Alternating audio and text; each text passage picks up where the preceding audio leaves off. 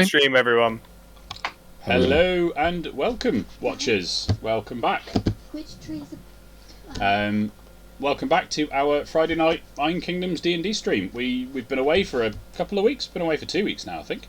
So it's nice to be back with everybody. And those regular viewers will notice a new face on the stream. Welcome, Tom. Yeah, not to be confused with Tom. So we're going to have some fun here. Another one of our nerdy Coffee Co regulars, and avid D&D player. So when James stepped back, Tom got in touch, and let's see how it goes. For those, a bit of administration then beforehand. Tom, have we got mods? Have we got any modders in the chat? I think that the mods this evening are me. Awesome. What can go wrong? I mean, everything, but... I mean, yeah. I mean, you say that like everything can't possibly. It's all. But the beauty of it is that tonight, if you want to cause trouble, you know, tonight's the night, guys. Awesome. Any other bits of admin that you want to fire across, Tom, or are we all good to go? Two can play that game is moving to Sunday night as of this week, so it will be not tomorrow night, but it will be on Sunday night, and it will be it will be moved to a Sunday evening for a little bit. We're going to trial it and see how we get on a Sunday evening, and but it'll still be at 8 o'clock, and it'll still be the same ridiculous thing. If you tuned in last week, you'd have seen Rachel and I playing a board game for a while, and then it devolved into some sort of weird wine and vegan cheese tasting session for the best part of an hour, which some people sort of commented on, saying that they disappeared off to like go and get a drink and then came back and they were like, "What is this? This is not a board game stream." So as with always with Two Can Play That Game, expect the unexpected. So we'll see what happens on Sunday. Fantastic. Awesome. And a little recap of last time then. The players, or the characters even, they had a little run-in with an old friend of theirs. Solix, you would have been around for this, although because Tom wasn't here for the last session, Solix missed a bunch of stuff, but Solix would have been there for a little bump into Alexia, the bane of their lives for the first 2 books, where it appears that she'd survived her fall in the temple and appeared to be inhabited by the souls that used to be in the sword. And she has kind of a plan to defeat the Inquisition and defeat the Scorn who are invading the city, which entails raising an army of the dead and marching it on the city. Okay. In simple terms. I mean, we went into a little bit more detail in the session, but that was the general gist of it, I think. But to do that, the party needed to find a magical weapon capable of breaking down the door to the tomb where this undead army is resting. And they found in some old church records of a giant called Colassa, who in ages past was a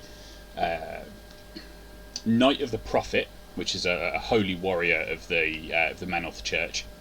He used to wield a mighty hammer called Dutius, that from the church records they believe that this hammer would be suitable in breaking down the door to the tomb. This hammer was buried with Colassa, and digging through some more church records, Father Dumas surmised that there's a good chance that his final resting place sunk down, and coincides with a bunch of other records about a particular church and section of holy ground that sunk down into the undercity of Corvus, sunk down into the swamp, and is underneath what is now called Filcher's Crossing, which is a Griffin gang territory. So our group took it upon themselves to infiltrate said Griffin gang territory in a fairly interesting manner that I hadn't really planned for, but I've swiftly learnt with this group that you kind of have to be adaptive. And they pulled a fast one on a couple of gang members, figured out where the entrance to the Undercity was, and disguised themselves as gang members. Blagged their way down into the Undercity and promptly disappeared into the darkness. Fumbled around for a bit, managed to come into contact with absolutely no gangers, and then stumble upon the entrance to the church they were after. In very short order. I gave no guidance, I just put them on the map and let them walk around. And they found it. So I am very proud of all of you.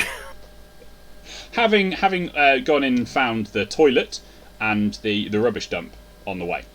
Very important things to find in the Undercity, apparently. They descended into this church through the bell tower, down to the bottom of the bell tower, and then searched the rest of the church. And they found a few interesting things. They found a scratty man living in there who seemed to be scraping some sort of existence down there, who seemed a little bit off, but told them there was untold riches buried in the mausoleum below the Sanctium.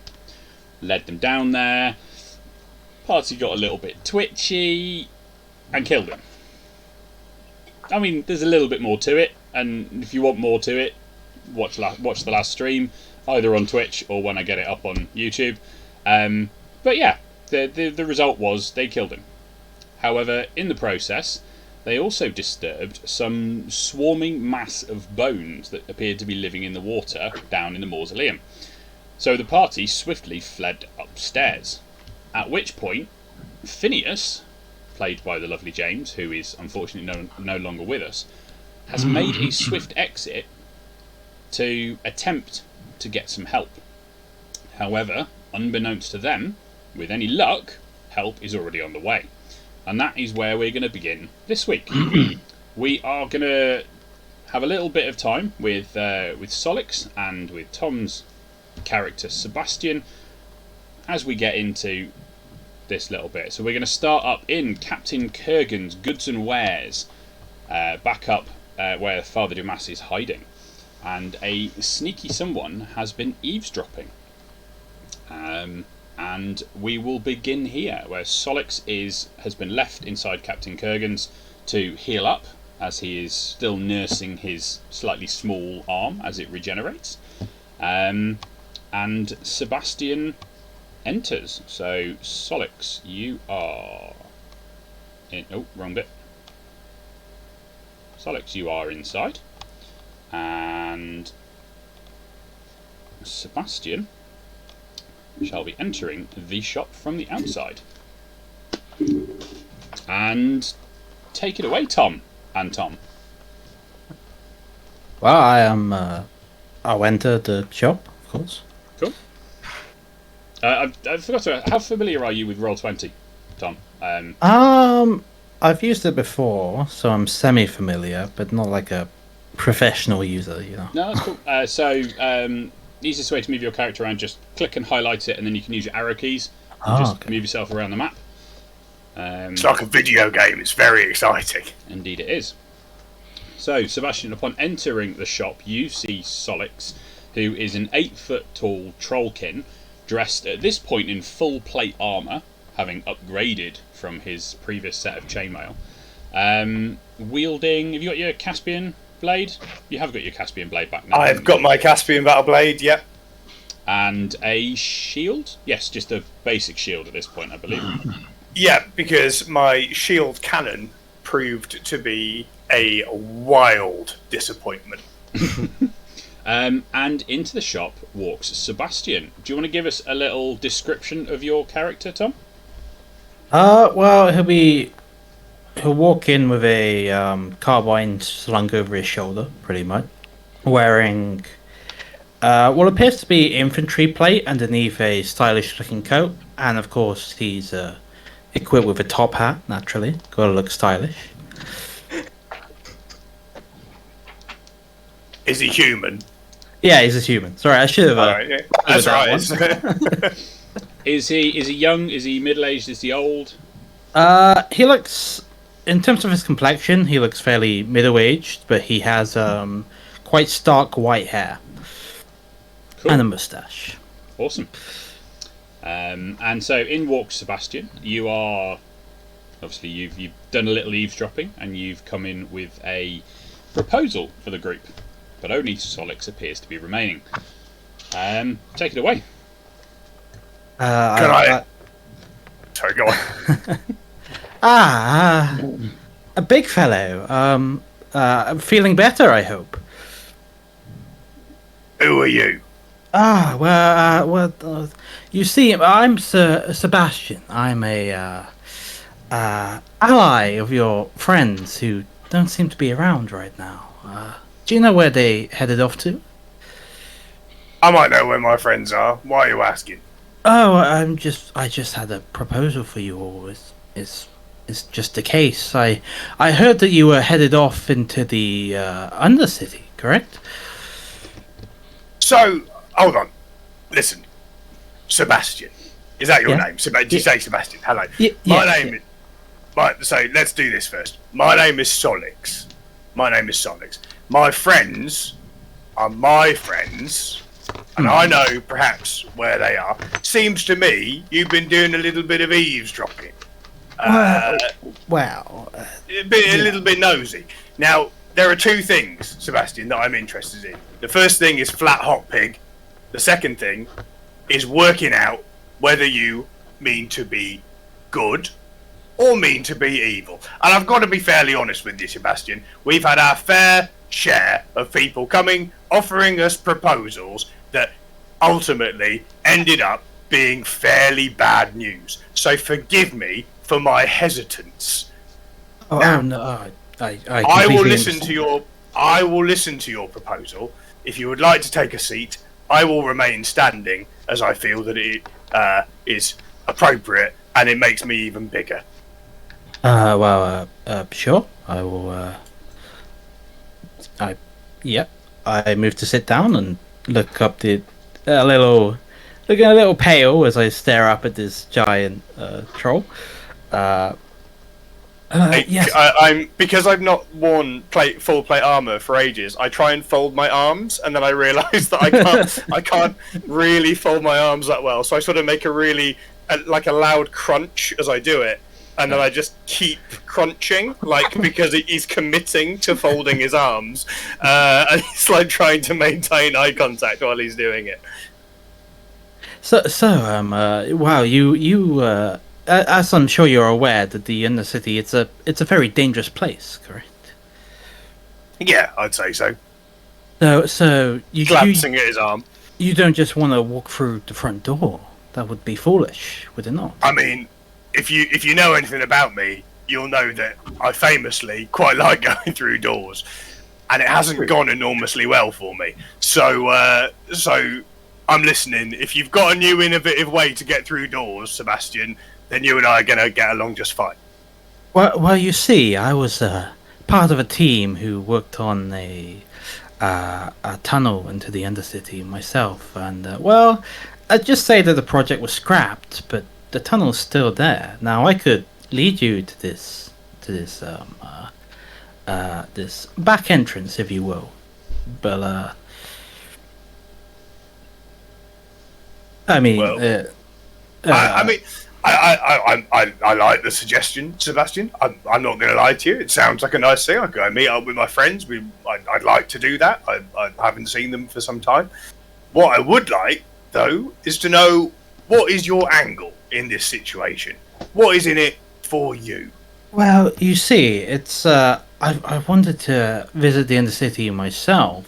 But I mean, look at me. I'm not exactly a tough man like yourself, so I wouldn't say no to the added protection whilst on my journey.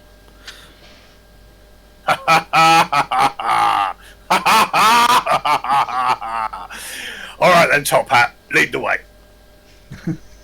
Very well, very well. And I'll lead on towards wherever this tunnel is. Brilliant. So we will head over to Filcher's Crossing. Tom, I love him. I absolutely love Sebastian. He's an awesome character. I'm really sorry that Solix is going to continually give him a really hard time. That is far beyond my control. Just so you're aware, I really like him. They'll be like, I can't believe Tom was really mean to me. He wasn't. Solix might be.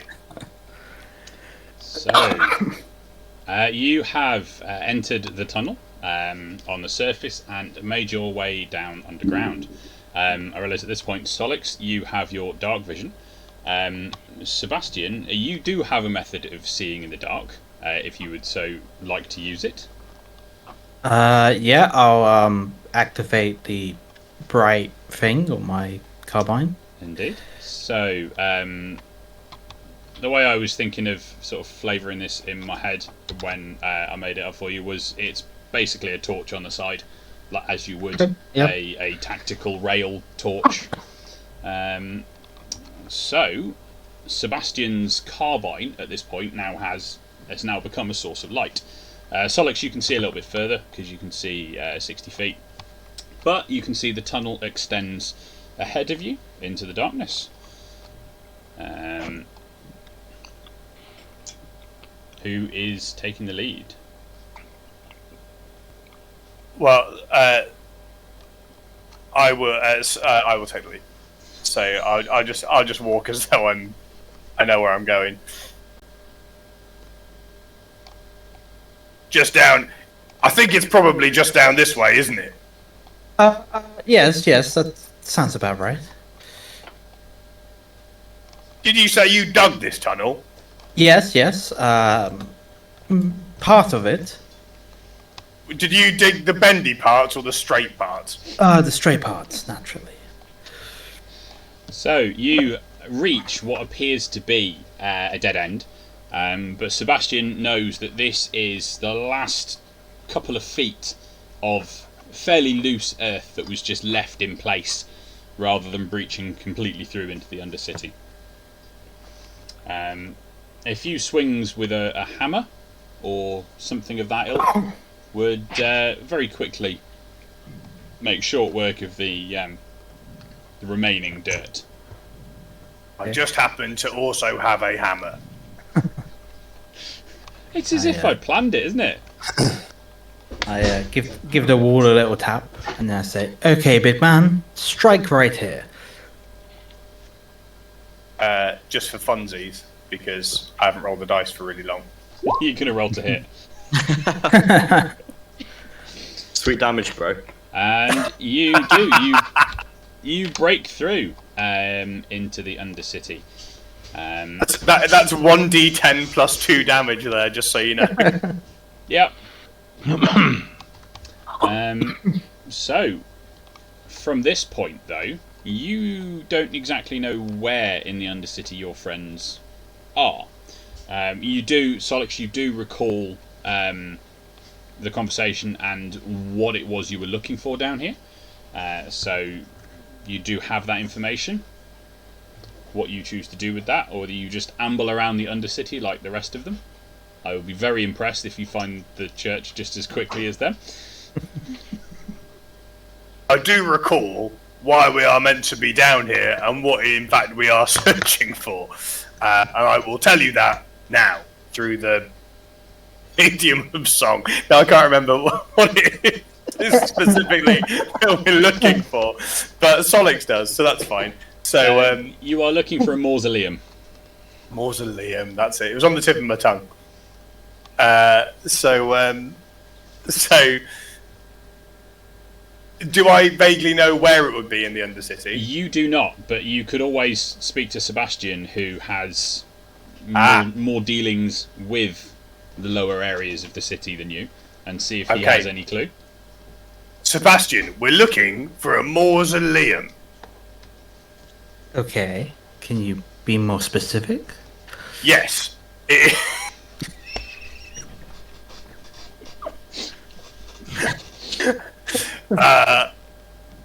What a mausoleum is, right? It's a bit like a graveyard.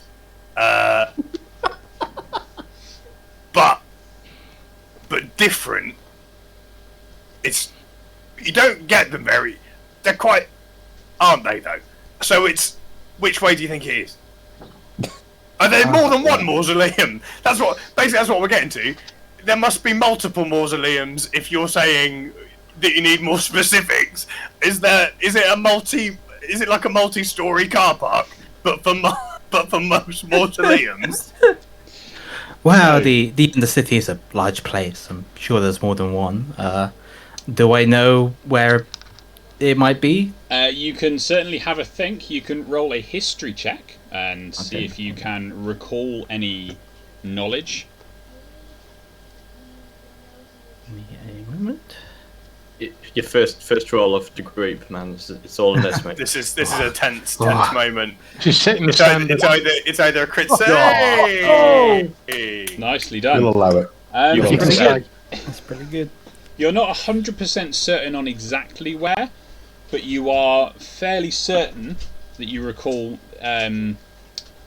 history and whatnot of there being a church in the southern section of the Filcher's Crossing Undercity. You can't pinpoint its exact location though, but you do know to head as south as you can. Okay. Yes, my tall companion. I believe if we head southward, we should see some signs leading us onwards. Yes. Right, you're the tour guide, Top Hat. So can we just start moseying on? You can indeed. I've just realised I'm the healer again now, aren't I? Sorry, good luck everyone. Right, right. So my inner compass is telling me that south is this direction. Yep. And we're going to keep heading south.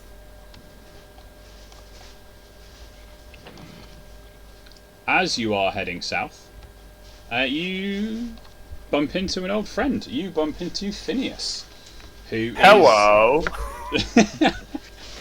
Who was that? Was that Owen? That was Tom. That was Tom. I looked up and hello.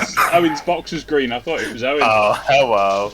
As you're making your way south, carefully looking around, you notice Phineas is fairly swiftly making his way north towards you, and he stops out of breath. He's been running as fast as he can. Solix, I am sorry, I cannot do the voice. That is just not going to happen. Solix, my friend, the others, they're in trouble. They need you. Head directly south and you'll find the entrance to a bell tower. Get down there quickly. We've disturbed something terrible, but I fear I cannot stay any longer. I've got to get back to my forests. Phineas, you seem entirely different. You almost seem like an NPC version of yourself. I don't understand, but I am concerned. But I hope you get well, and when we see each other again, I perhaps hope you will sound less ill. Are you saying I sound ill? For Phineas. So, with that, You keep very strange company, don't you? You wait till you meet the rest of them. Yeah. So Phineas takes off around the corner, and you guys can see down that corridor ahead of you is what appears to be the side of a bell tower. The door has been opened, and you can see inside. One of the bells is still hanging there. And peering down through the doorway, you can see about a 40-foot drop. Well, Solix can anyway, because he can see that far. And you can see another bell at the bottom. And we shall now... I assume you're going to go down and not just be a pain and say, now we're going now. Yeah, we'll go down. We'll go down, yeah. So, you arrive in... the bottom of the bell tower. Just as the rest of you booked it out from down in the what do you call it? The Where crypt the area, evil didn't you? thing is, yeah. Mhm. So, Sebastian and Solix, you arrive at the bottom of the bell tower. A giant bell rests here, cracked and dented from its long fall. The floor is littered with coils of rusted chain and other debris, and an old iron and wood doorway stands open now, because the others have already opened it, behind the ruined bell. And we are back to everybody on the map. You guys have run upstairs from whatever it was that was downstairs. And what are you doing? So we can see Solix now, can we? I can't. Yeah, I can't see the others yet. So you might not know exactly where they are. Owen, can you see Solix? No. I can.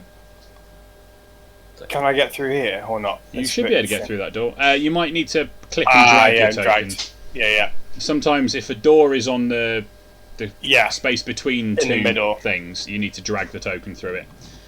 Okay. Friends! Oh, he goes, Ah! Solix!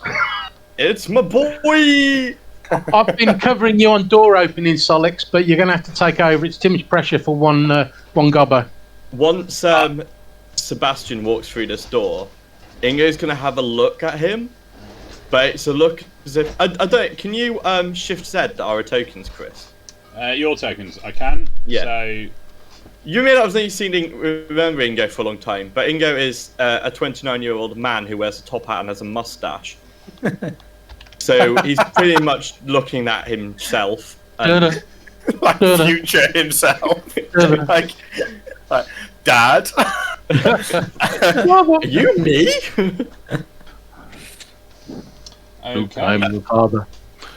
I love that. That's a whole story to happen. Friends, allow me to introduce Sebastian Top Hat. So where do you meet him? He came. He led me to you. He led me through the through a secret tunnel to find the mausoleum. That's how I got here so quickly. He's very knowledgeable about those kind of things. He seems like a slap-up chap, and primarily he understands my love of flat hot pig. No. So he's been really helpful then. Come here. Look, we're huggers in this group, and Arwen's going to walk over and give you a big hug. You know what's coming, Chris, don't you? Oh, really? Yep. I don't think that's going to work. No, I don't think so, but it's worth a try. No, Sebastian's passive perception is too good for that.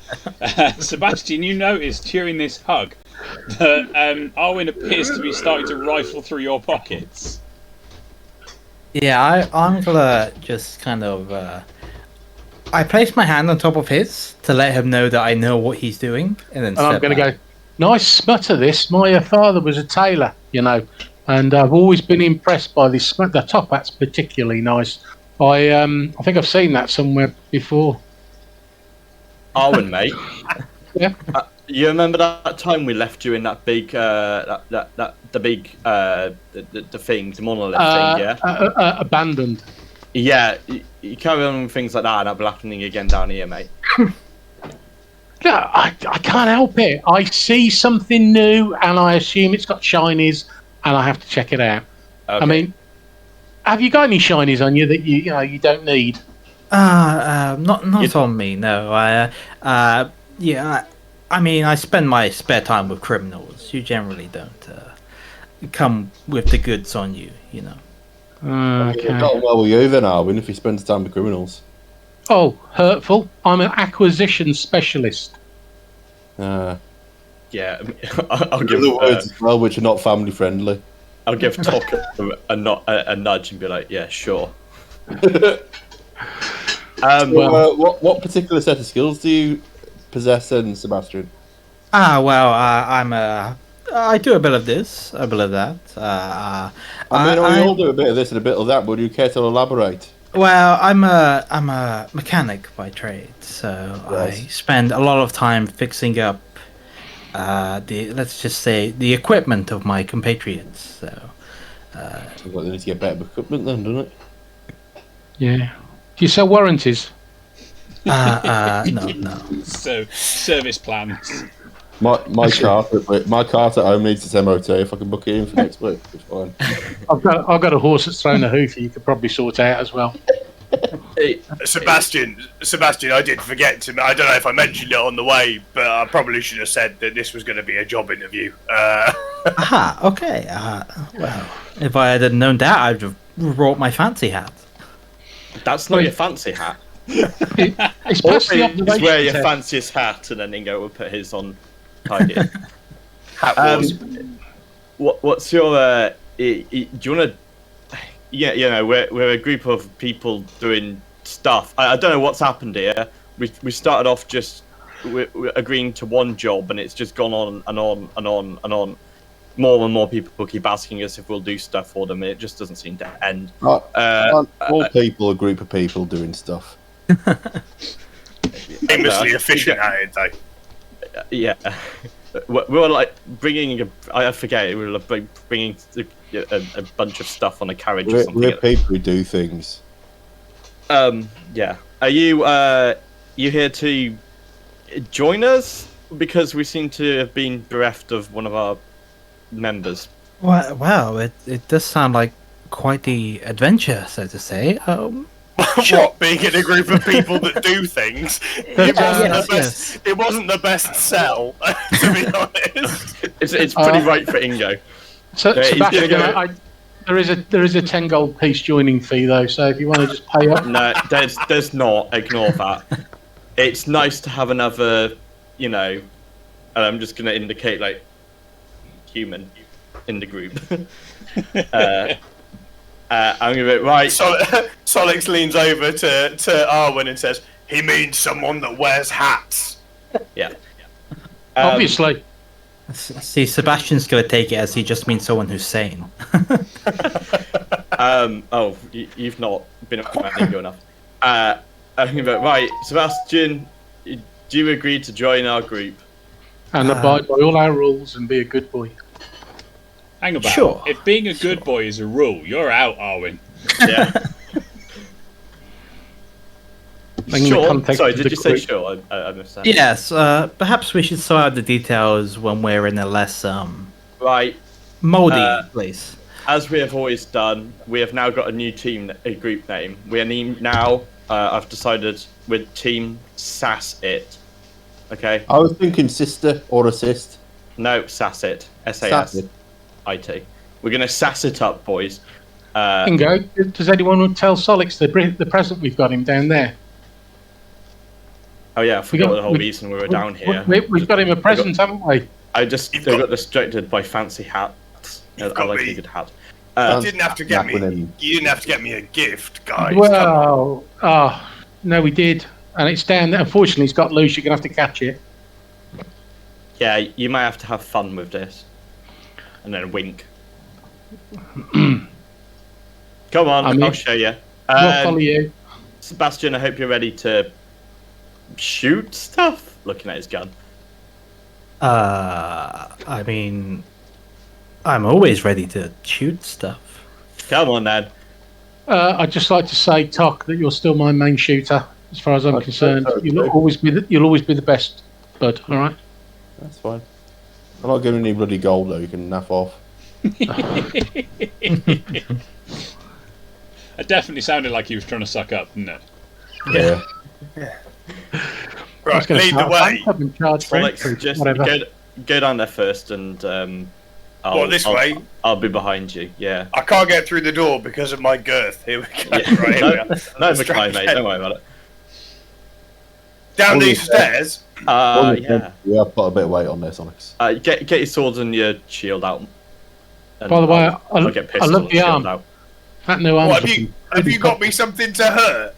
Yeah. Yeah. Right, are you going to stand Oh, still long guys. enough? Solid, so you're going to stand still long enough for me to grab your token and move it where it needs to go? Sorry. It's smashing time. Come on. Oh, Which token? This token. yeah. Don't start. It's been a while. Who's going down next? I'll be behind Solix. Owen, where are you? I'll be behind Ingo. I can't put you on the map yet then. So, as you make it down the stairs, as you start making it down the stairs, I'm going to have a roll for initiative. Ooh. I don't know why I always go first, because my initiative roll is always so bad. Oh, mate, Oh. don't worry about it. Oh, it's all going badly. Oh, Oh man, am I the No. fastest? Oh, Sebastian. Why is my plug-in I'm not stuck up working? the stairs. Yeah, That's two crit fails on initiative. nice. My Hey, we're getting out of the way now. Right. I Get got out of the Chris way. Weldon still faster than Arwen. my combat tracker's not working. Let me refresh and see if it will fix itself.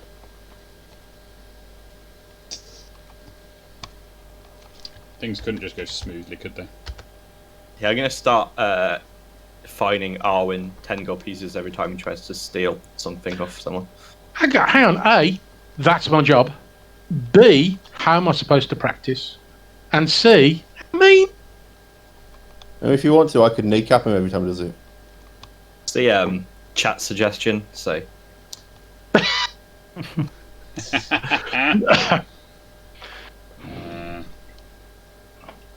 right. I'm going to go full sneak.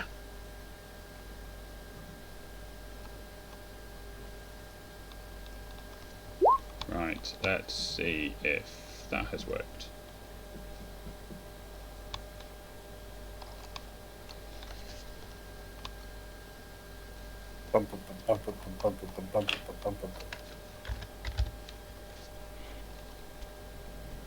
Come on, roll 20, don't let me down.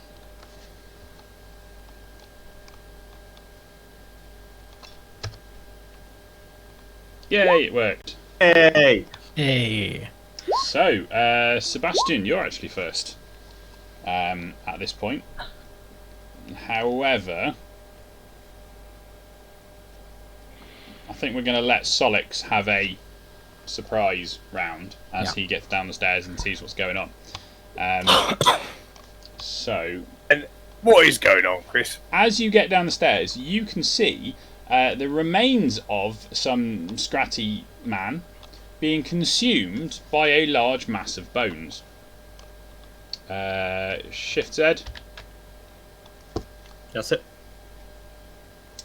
You can see this strange animated bone swarm appears to be feasting on the remains of a, I don't know, very difficult to describe person. Is that because there's not much of them left? Yeah. So it is. We'll go with your turn, Solix, and then we'll go to the top of the round. Great. So Solix is gonna see it. He's gonna do his weird trollkin smile. I should probably also mention that from this point forwards, it's wet. As in, as the stairs keep going down, they descend into water. How wet is it? Like a puddle wet, or like up to our knees in water? You're not entirely sure. It's dark. Okay. Is it splashy underfoot? It's splashy where you are now, and then the Okay. stairs keep going down from there. And this is a downward stairway where I'm going at the moment. Yes. If I'm moving this way. Yes. So the further I move, the wetter I'm getting. Yep. By about there, you are just over waist deep. So for me, that's 4 foot. Okay, a little bit higher. Lower chest. It's 5 foot deep. Wow. Okay. So we're really deep. Okay. That's exciting. So is the body floating in the water? And sort of. It's suspended by this swarm of bones. Okay. But I can reach the bones. Yes. Yeah, you're tall enough to be enough above the water to be able to fight. Okay. So I will say hello, treacle, and we're gonna try and hit it. That is a hit for 8 damage. And we're gonna expend us a thingy. Cool. So I have a Caspian Battle Blade that allows me to do basically lightning damage, which is maybe not the wisest thing when I'm standing 5 foot in water. Let's see what happens. That's another 8 damage. For a total Just of to him, right? 16? Yes, just to him. One thing I did read, Tom, in the interim, is you need to declare whether you're activating it before you attack. So Okay. Well, you spend the in charges future, whether you hit or miss. Okay, that's fine. Batteries are cheap, so it's not a problem. Yeah, but you do only have, what, 1 left? I've got a full 1 left, and I've got 12 left on this. 12 Have you? charges left on this one, or 6 charges left on this one.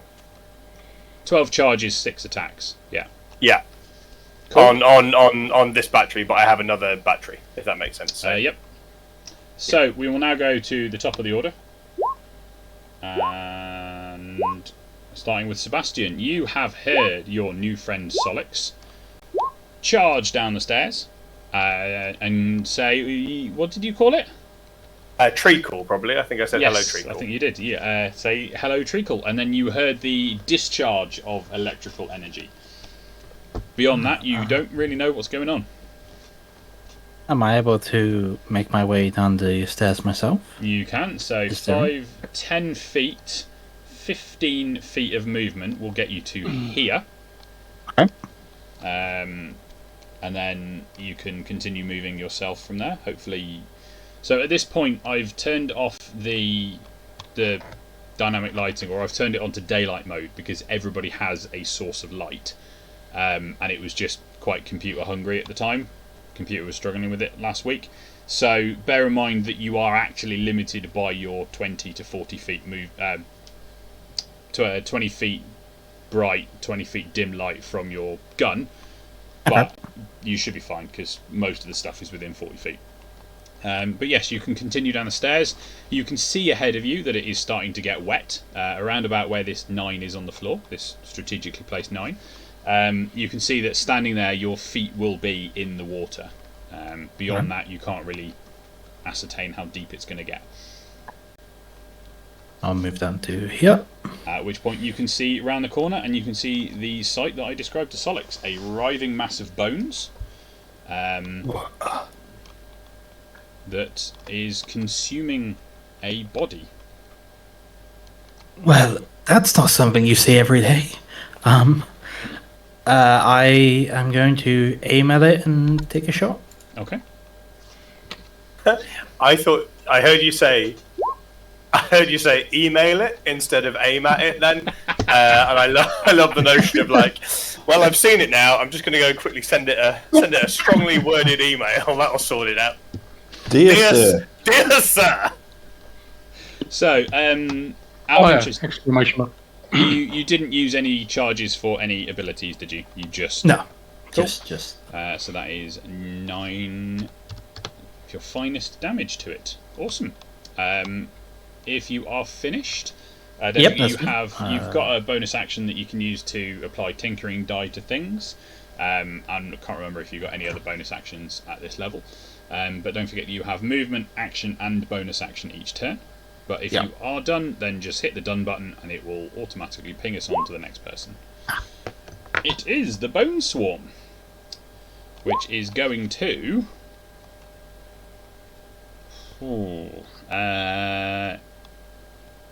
it's going to multi-attack, and it's going to make 2 slam attacks versus Solix. Ow! So that first one's going to miss, but I believe the second one hits. On a 28, yes, that hits. So that's going to do 24 damage. Yes, it is. Cool. Ooh. Ouch. Thanks for that. You might need another arm after this. That's the Bone Swarm done. Solix, you're up again. Right, expending a charge because I have to announce that now. Indeed. And There's that famously high damage roll, Tom. yeah, it's one of those, isn't it? That's another 7. And this time round, can I throw a divine smite on as well? You can indeed. I really hope that Solix, when he goes to the toilet, he's going to go, "Oh, I'm gonna expend a charge." So, your divine smite, as you channel your divine energy through your sword, you see this thing recoils massively from that strike, more so because than it of did. what it is. And Solix, being a well-trained paladin, knows this, will have known this, and probably should have thought about that sooner. But here we go. Anything else you'd like to do? So it says the damage increases by 1d8 if the target is undead or a fiend. It's not undead or a fiend, is it? Is it radiant damage as well? It is radiant. It is. It is undead. So you do an additional d8. And it's doubled. And it's doubled. Yeah. So that is going to be 12 add 14. That's another 14 damage. And don't forget, Solix, that you are level 5. You do get to attack twice. Oh man, I didn't do that first time round. I forgot I could do that. So did I. Completely forgot. Expend a charge. That's 5 more. 12 more. How much damage is that total? Is that a divine smite, or is that a? No, that's just. I can't do divine smite again. I don't think, because it's a spell, isn't it? It's not a spell. You spend a spell slot, but it's not a spell. I know that. Well, that 6. Sorry, is my charge off my lightning. So can I do divine smite again? When you hit a creature with a melee weapon attack, you can spend 1 spell slot to deal radiant damage to the target. Yeah, it's not a spell. So. Okay. So okay, then let's do that again then. So this time round, we'll do another 16. Okay. What is that in total in that turn? I need to know now.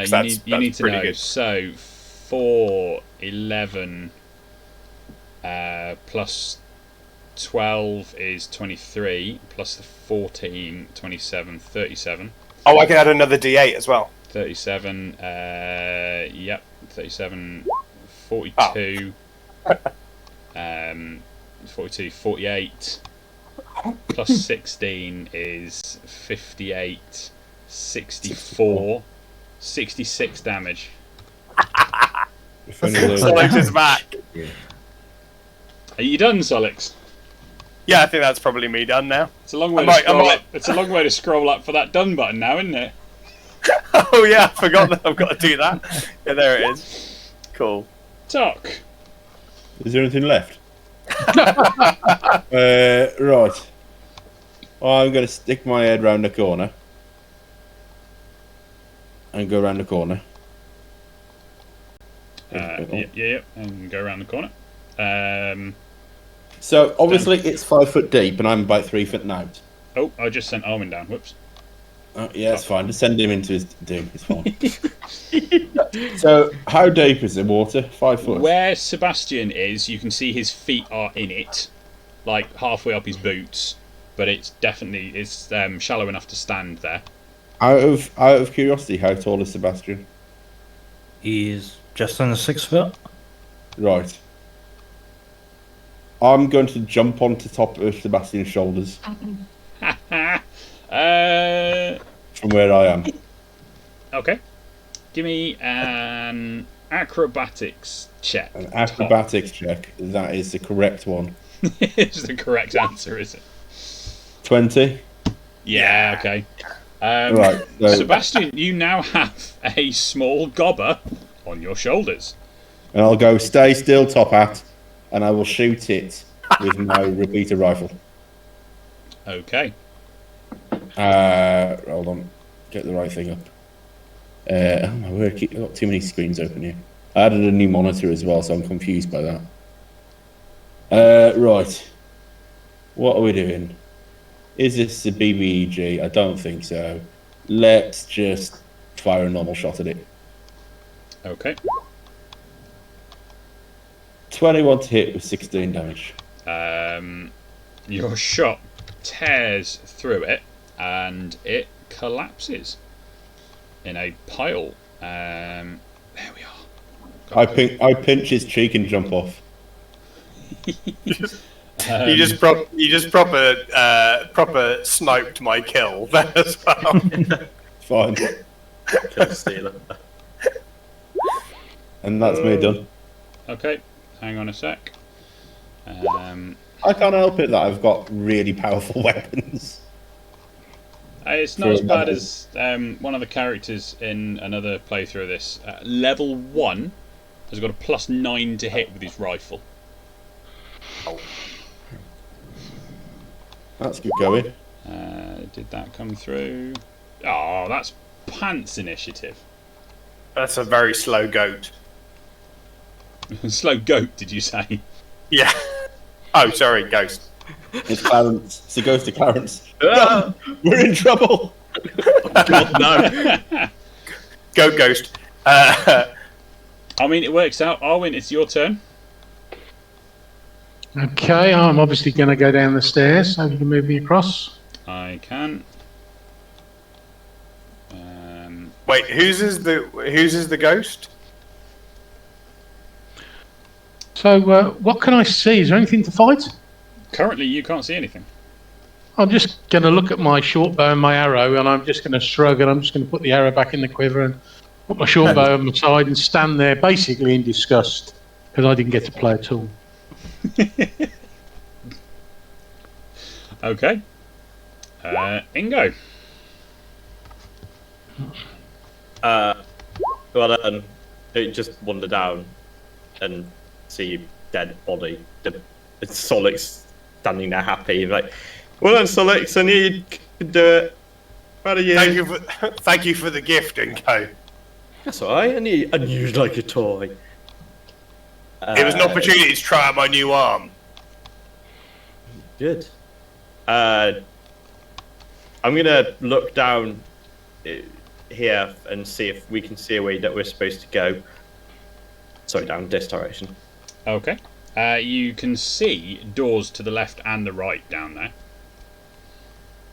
The left and the right, and we'd have to swim to them basically. Probably, yeah. How tall's Ingo? 6 foot. Yeah, you just about have your head sticking out at that point. You could, given the weight of everything on you, you could like wade through it with arm above your head. Nah, I'm gonna be like, hey Solix, some doors down there for you to open. Let us know what's in there. I'm on it. Splash, splash. Obviously, Solix. Hang famously... on. It's not Solix's turn yet. Get your Oh, back. sorry. Oh, are we still in initiative? Sorry, It's I forgot. still initiative order. Are you done, Ingo? I'll just have my bagpipes out because I'm planning on healing people, but I don't think we're going to get a short rest anytime soon. But yeah. Okay.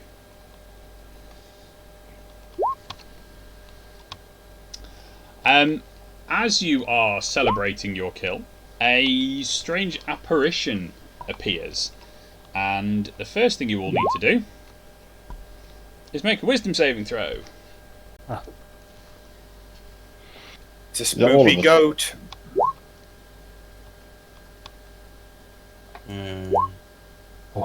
I am famously wise. Famously wise. This is looking promising. Oh. Oof! Just Tok. Tok, you are afraid of, you're frightened for 1 minute. You see my trousers get a bit darker and I go, it's the water, it's rising up, honestly. So, you can repeat the saving throw at the end of each of your turns, and you will clear the frightened condition if you succeed. However, he is now going to try a corrupting touch on Tok.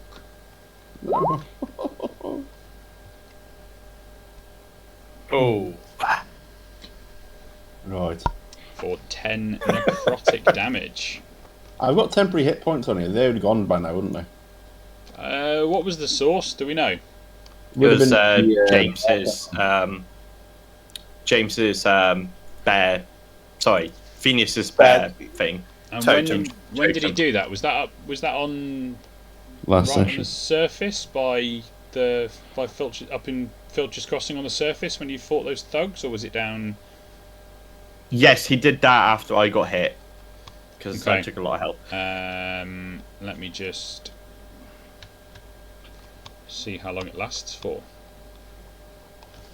Oh no, temporary hit points just last. So temporary hit points last until a long rest. Winner. So yes, you've still got temporary hit points. That's fine, no. Winner. And that is the ghost finished. Go on, I clicked done. Don't mess me around now. There we go. Sebastian, your turn. This ghostly apparition has appeared next to you. Can I disengage back up the stairs? You can indeed. So disengage is an action, and you can do that and move away freely without a free strike. And I'll hide rather comically behind the goblin. I'm a gobbo, please. Gobbo. Gobbo, sorry, Gobbo. Start that goblin stuff there. Racist. That's my turn. The bone swarm is gone. So Solix, it's your turn. Would I know whether my weapons are going to be any good against a ghost or not? I'm not very familiar with the hitting of ghosts.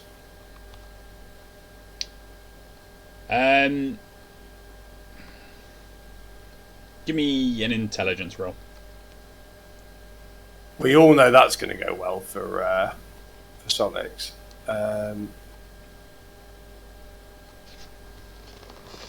You know it's going to go well, and I can't even find intelligence. There it is. Solix can't find his intelligence. Yeah. I think Solix. To be fair, I don't think it would occur to Solix that it wouldn't. Cool. Sonics is going to go up to it and try and hit it. Yep. That's a hit. So that's 10. Nice. That's 10 damage. I'm on the wrong layer. There we are. I realised that I didn't announce that I was going to do the thing, but because we're sticking to the rules, I'm not going to say that I did because I forgot to announce it. Sorry. Okay. So, but it was an experiment as to whether it was going to hit or not. So it hit. So there we go. And it seemed to your weapon seemed to do damage to this incorporeal form. It seemed to have an effect. Okay. Well, there we go. I can go again. Yep. From a rules perspective, for those unaware, these mechanical weapons, whilst they have power, are treated as magical weapons. Okay. So if your capacitor runs out, it's not a magic weapon anymore. Even if you don't spend the charges to do anything, it's treated as a magic weapon. That time I spent charges, but probably missed. You did miss. And I would have done an additional 7 damage, but I wanted to see what it was just on the... because I spent the charges, why not? I paid for it. Yep. Paid for it, I'm going to do it. Okay. So there we go. You're all done. Tok, you are frightened of it. Yes.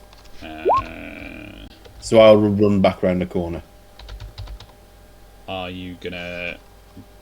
Do you have to just run, or can you... So, the frightened condition specifies a creature has disadvantage on ability checks and attack rolls while the source of its fear is within line of sight, and you can't willingly move closer to the source of your fear. So that doesn't preclude you from using the disengage action. You can do that and then get out without a free strike. Yes, I will disengage and run like a scared gobber. Getting back up round the corner, out of sight. Round the corner, out of line of sight, yes. Okay. And then roll a wisdom save. Then you can roll another wisdom save at the end of your turn. Oh dear. No, you are still frightened of it. I know. Arwin.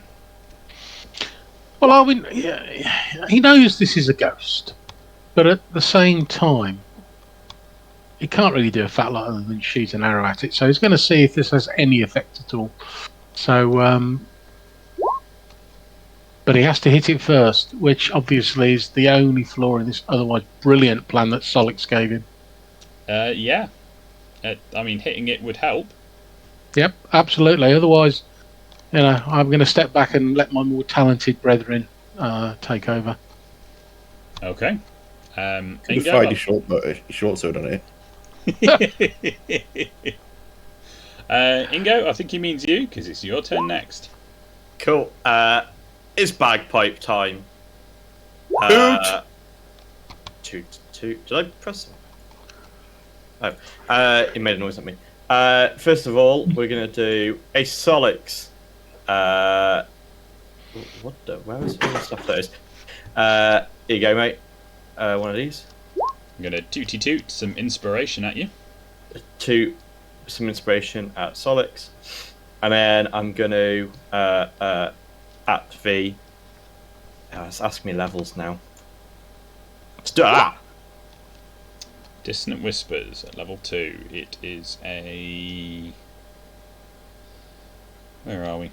Wisdom saving throw. It's a save. You still get to do half of your 3d6. 4d6. 4d6. Yeah, take that. So 5 damage. Yeah, I don't know if you round down or up. So. Always round down in D&D. Yep. It didn't run away. It didn't run away. No. Anything else? That's it for me. Cool.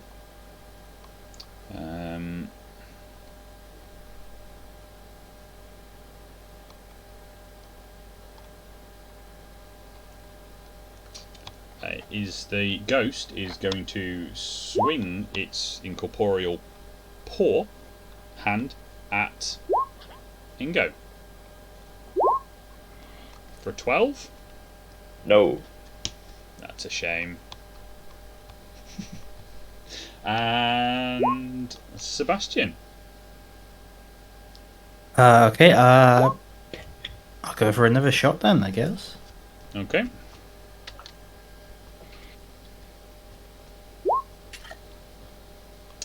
Nicely done. 24 is a solid hit, and 16. Your bullet, as it pierces the incorporeal form, seems to leave some sort of like a burn scar behind. It definitely has an effect on the ghost. And Solix. Sorry, was there anything else? Nope, that's me. Cool. Solix. Solix expends and swings. I mean, that'll do a good chunk. That'll do. Well, now we want 4d8, Tom, because you critted. Oh, yeah. So the first two do 4. The next two do 14. So that's and 18. you have your bardic inspiration if you want. It's 18 damage. You see the lightning, whilst the blade cuts through the ghost's form and leaves a rent in its form. The lightning, as it scatters about afterwards, doesn't seem to do a massive amount of damage, but the ghost does dissipate. Okay. And It was 18 18 damage plus 12, wasn't it? Because I did 12 originally on the attack as well. Yeah, which actually equated to 12 plus 9 because reasons. Oh, okay. So yeah, the strange thing with your weapon, it does lightning damage from the charges, rather than just adding to damage from the weapon. So ghosts being resistant to, weirdly, I see. bludgeoning, piercing, and slashing from non-magical attacks. So your main attack is magical, but the lightning coming off of it, it's also resistant to. So sometimes you do have to split up that damage, but it's good how Roll20 does split things up like that. So yeah, the ghost's form dissipates, and you guys are out of combat. We can kill ghosts now, guys. We can kill everything. That's you just hear us sobbing from around the corner. I'm gonna go around and console my gobbo friend. I know it was just a ghost, but It's okay. Listen, we've faced worse. You know, I'm gonna cry if you cry. I can't touch this into the gobbo cry. I just start hugging him.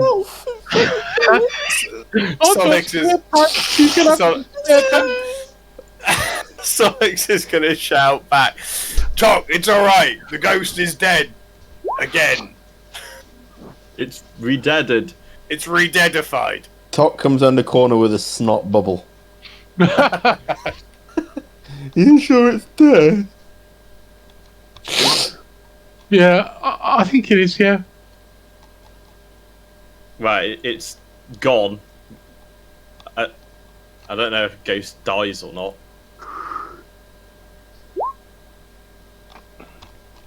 Okay. I hear a lot of rolling, but I don't see a lot going on. It might just be I'm disabling a few API scripts because some of them don't seem to be working properly. So What it means is he's bringing in 84 more ghosts. no, Yeah. it means I was trying. I know you. I was trying to end the combat and it just it wasn't popping up. But without Phineas in the group, we don't need the wild shapes. Goats. Yeah. Stop the combat. There we go. It's worked. Awesome. It might So- have just been. Ingo, would you like me to go and see what's through this door? You know what?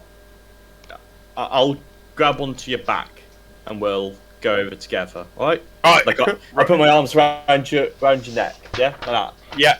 And Ride we'll go me. together. Ride me, friend. Okay. So let's... So I'll ride Solix too. I'll say to Sebastian, can you deal with the Goros? I've dealt with them enough. What? Hurtful.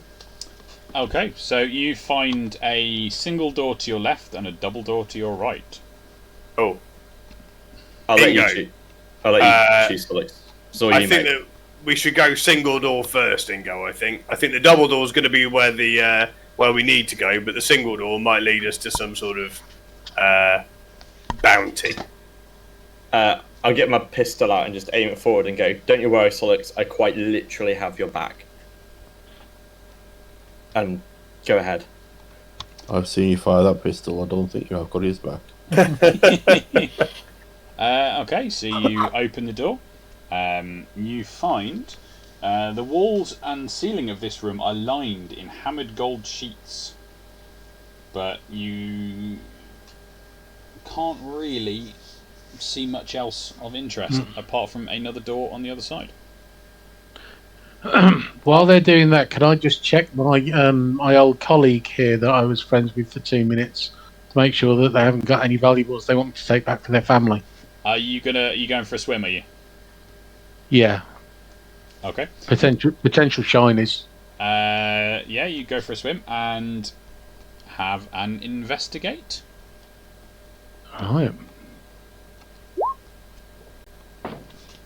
You find he is wearing these scratty clothes and has nothing in his pockets. So be it. Okay. In fact, Right. you find he doesn't have any pockets. Well, that's when society has got to the level where people are stealing your pockets. I think that we've got to just take everything, back to basics. I thought you were just going to say take everything and stop there.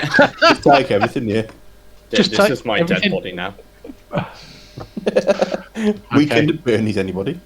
Add a new weapon to your character sheet. Dead body. So, yeah, you can't see anything of interest in the room.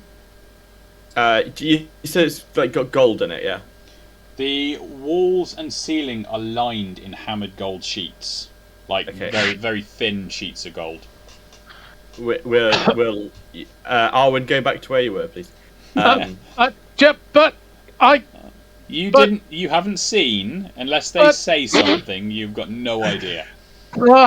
the frustration of knowing and not knowing. It's so emotional. I'll whisper to Sykes, I think it's best we don't let Arwen know about the stream. And I'll put my head backwards a bit and be like, guys, there's nothing in here but another door. We're just going to check. You're nothing but mean to him. Arwen, there is a door here, though. Oh, well, I'm opening that one then. I'm gone. I'm in. So you go for that one. Before you go in, we'll proceed with Solix and Ingo. Are you going to continue up to the door on the far side of that room? Yeah, we'll open the door up here. Yeah. Okay. Are we still deep in water at this point? Yes. Yeah. Yeah. So the floor has stayed roughly the same level, so the water has as well. Where are we? You can see beneath the water's surface are 3 old stone tables and the broken remnants of some stone coffins. Are they regular sized coffins? Yes. Okay. Should we just check these on the off chance, Solix? These might be where our bone swarm came from. Let's have a nose. Okay. Okay. Have a looky-loo then.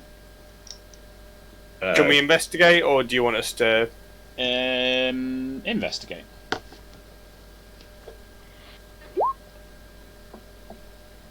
So I can't find an investigate.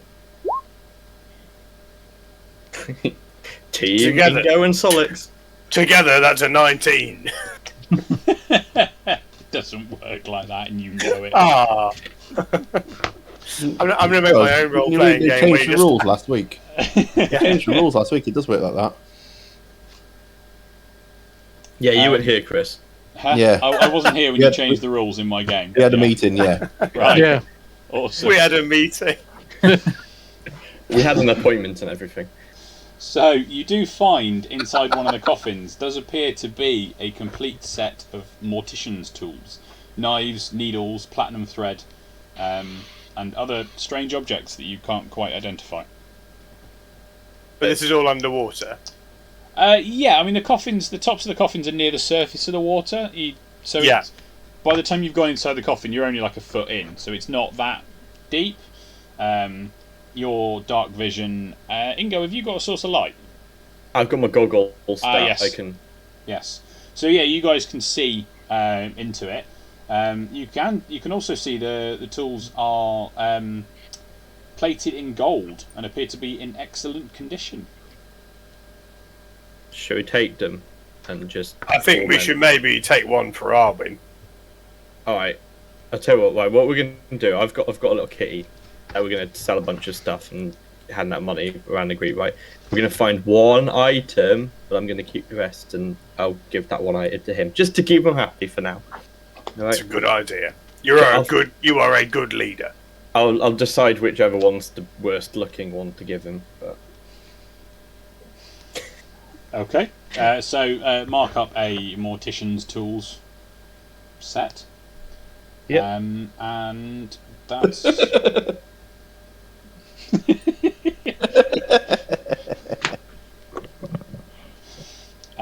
Okay, Arwen, you have seen the door and opened it or listened? No, I'm going in. We got Solix back. I'm not afraid of anything now. We can kick booties and take registration numbers of anyone we meet. Okay. This is slight. So the floor of this one is about level with the top of the water. It's about half a foot to a foot, depending on whereabouts you are in the room. So there is water in here, but not a massive amount. And the floor is littered with broken crocks and rusting bits of metal. Anything not rusty? You can, let me have a look. You can have a look around the room. I will have an investigative look. Oh, not again. Why is it always 4?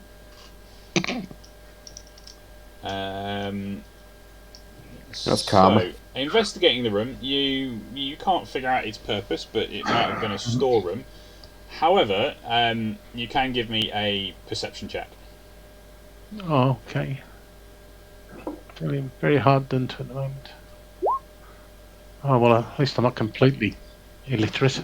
And you don't discover anything within the remains. Fudgicles. Okay.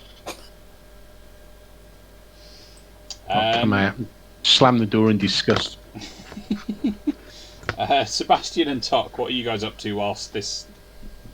I'm still looting? pleading to Sebastian that I'm not really a scaredy cat, and I'm actually quite a brave young gobber, and I don't know what came over me. I think I just had something in my eye or something like that. And the trousers that I'm wearing is really absorbable, and it's soaking the water from the bottom.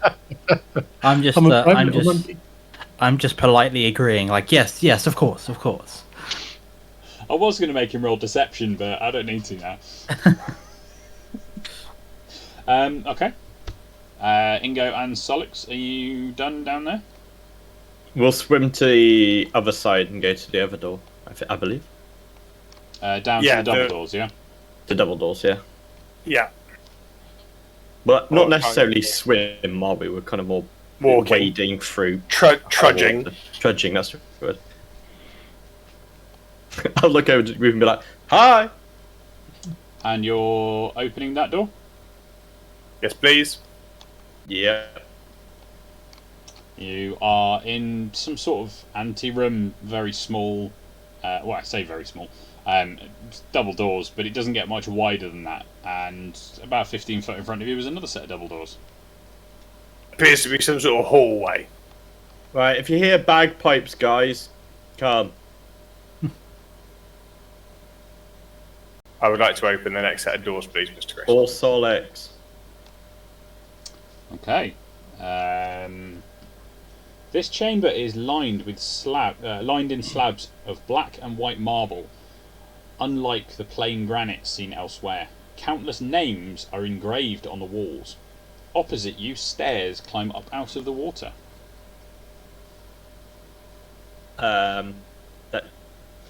Let's just keep going for now. Solix, let's get up. So the stairs that we see, I assume that you mean these stairs, and they're out of the water. We can get up and stand on them. Yes, they climb up out of the water.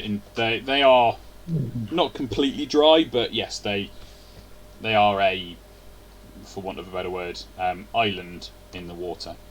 And then ahead of you, Solix habitually shakes like a wet dog. I'll do this. There you go. dry yourself off. Yeah. Did you just dry me? Yeah, both of us. Okay. When you reach the top of the stairs, leaving the marble-lined room, you find yourself atop a stone block at one end of a huge chamber. In front of you, stairs descend into a lake of jet black water. Overhead is a vaulted ceiling decorated with the images of the moons and stars. Many stone statues protrude from the frigid water below you, showing larger-than-life figures of people who must be heroes of the church. At the far end of the room, another stone block protrudes from the water. A huge sarcophagus lies upon it. Not gonna lie, Solid. Solix, I think that's probably it, isn't it? I would recommend tooting the old bagpipes if I were you, Ingo. I think we're going to need all the help we can get here. Yeah, that's fair. I'll start playing some bagpipes, just a nice jaunty tune. Okay. Are you guys coming down? Yeah, I'll start to wade through the water with my. I'll jump on his shoulders again because I'm too short. I'll swim. I'll essentially be holding my my weapon above the gobbo's head to keep it dry. the way through to the others. Cool.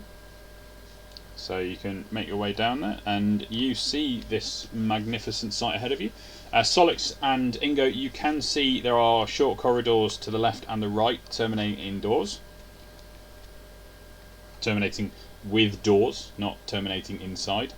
Just Still walk inside with your generator. I need your clothes, your boots, and your motorcycle.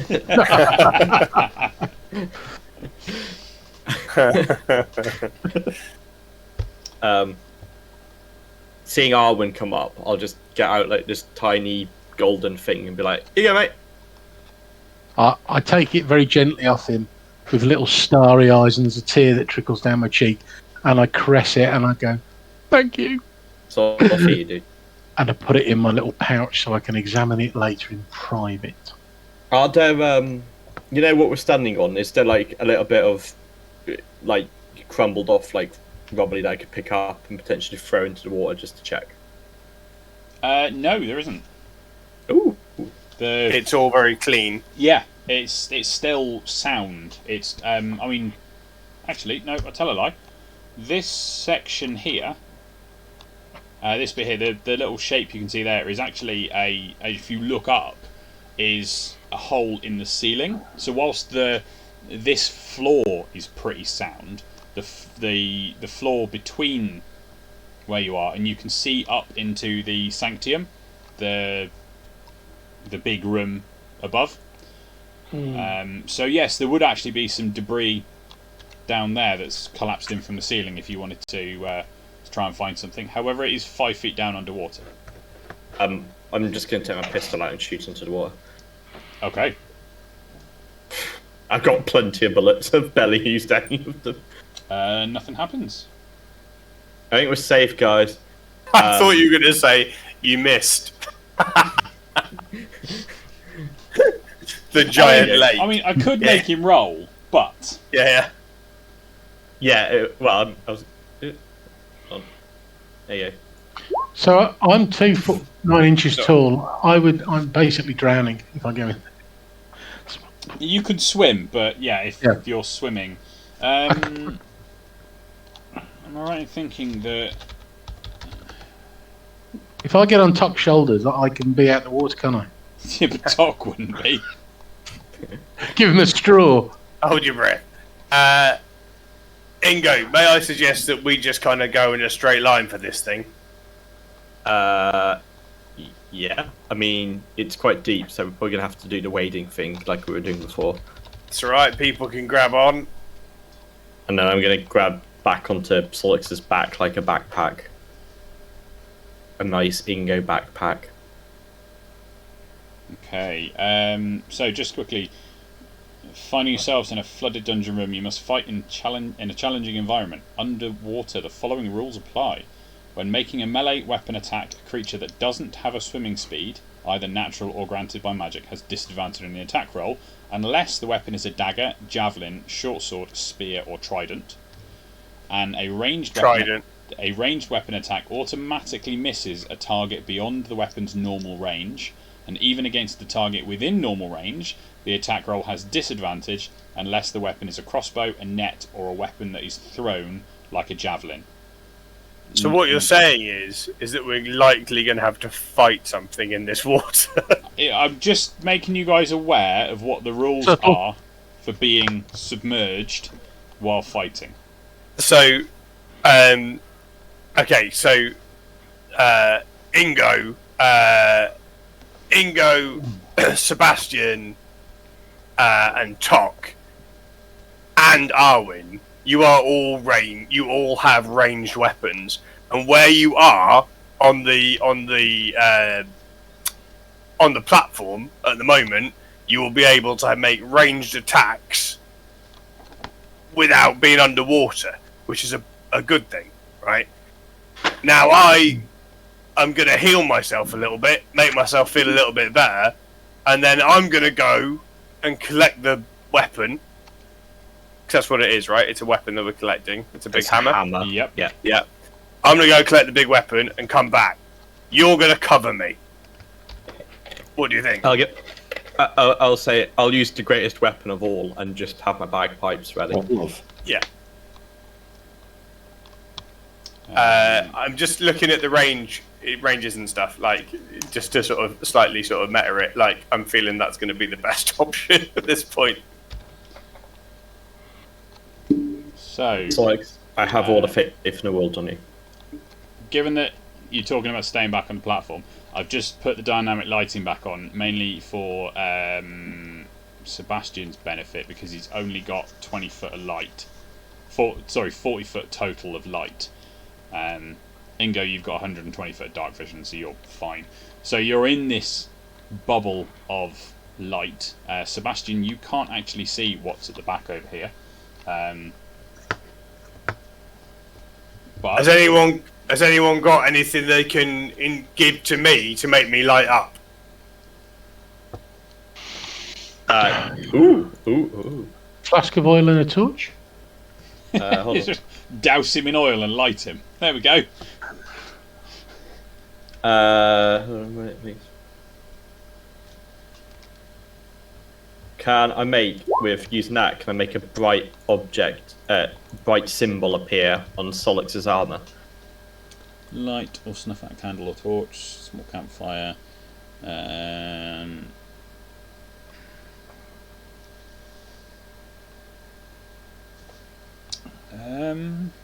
Colour a small mark or a symbol appear on an object and surface for an hour. Or I can create an illusionary image that can fit in your hand, and that lasts until the end of Such it. as a small shower of sparks. Maybe.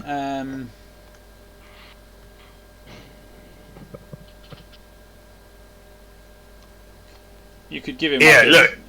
Has anyone got? Look, I'm quite tall. Has anyone got a torch? We can strap it to my back. It can go slightly above my head. We can light it. It'll be fine. It's not going to get me.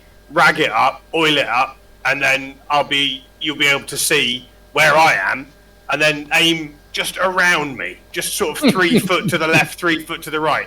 I'll yell instructions. I'm not exactly not vocal. Oh, okay. I'll get a torch and use precipitation to light it, Okay. and go. Here you go. Can you give me some light around me, Chris? Is that possible? Yep, I can indeed.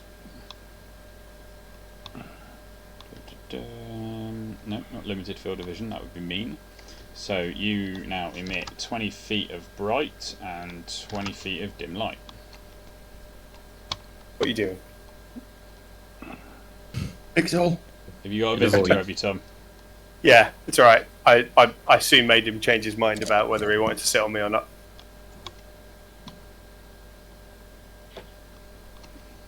Okay. Solix, you may proceed. I will sing to myself as I'm doing it a Trollkin song. Okay. As you are making your way through, you notice there are 6 15-foot tall bronze statues inside the room. Each one depicting a noble warrior of the church. And as you're walking past the closest ones, you can see there are plaques listing their names and ranks and other particulars at their around there, just below the waterline. You can't make them out, but you can see there's writing there.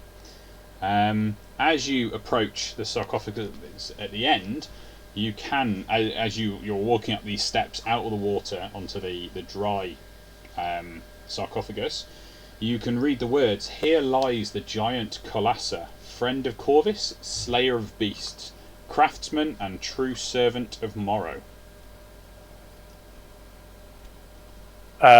So Solix is going to quietly lay a hand on the coffin and do a bit of a pray, effectively apologising for disturbing the things, but mentioning that he knows that it's what the giant would have wanted to protect Corvus, and looking to continue that protection and hoping that we will be considered the same protectors, and we hope to be kind of that level of protection and that kind of thing. So kind of just trying to kind of really, he's just trying to psych himself up for grave robbery. He's not feeling great about it. Okay. And then I will attempt to open it.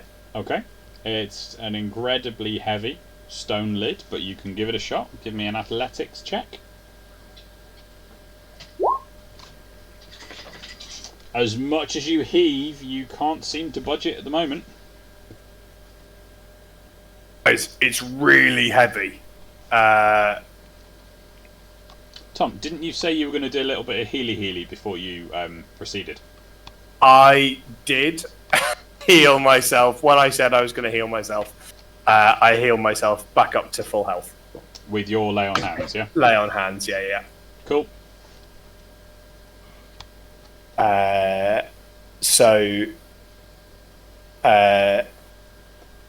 Yeah, I'm a bit of a loss. Can I investigate the actual coffin? Is there anything that I can see of it? Is it just a big stone coffin? It is just a big stone coffin. There doesn't appear to be any mechanism holding the lid down. It's just a very big, heavy lid. You might need some help. You might just need to try harder. You're not 100% certain. Try harder. I'll zoom in with my goggles. Expend charge to zoom in with my goggles to see what's going on, and then I'll give Solix a bit of you got this, Solix. I believe in you. Don't I have a bardic inspiration from before still? I have a Yeah, but you dream. can use it on This kind of thing. Yeah. Yeah, you can only use it on combat stuff. No. Once within the next 10 minutes, the creature can roll the die and add the number rolled to one ability check, attack roll, or saving throw it makes. Huh. However, it I don't know when. it has been more than 10 minutes since you gave bardic inspiration. Has it? Yeah. Then can I just have another?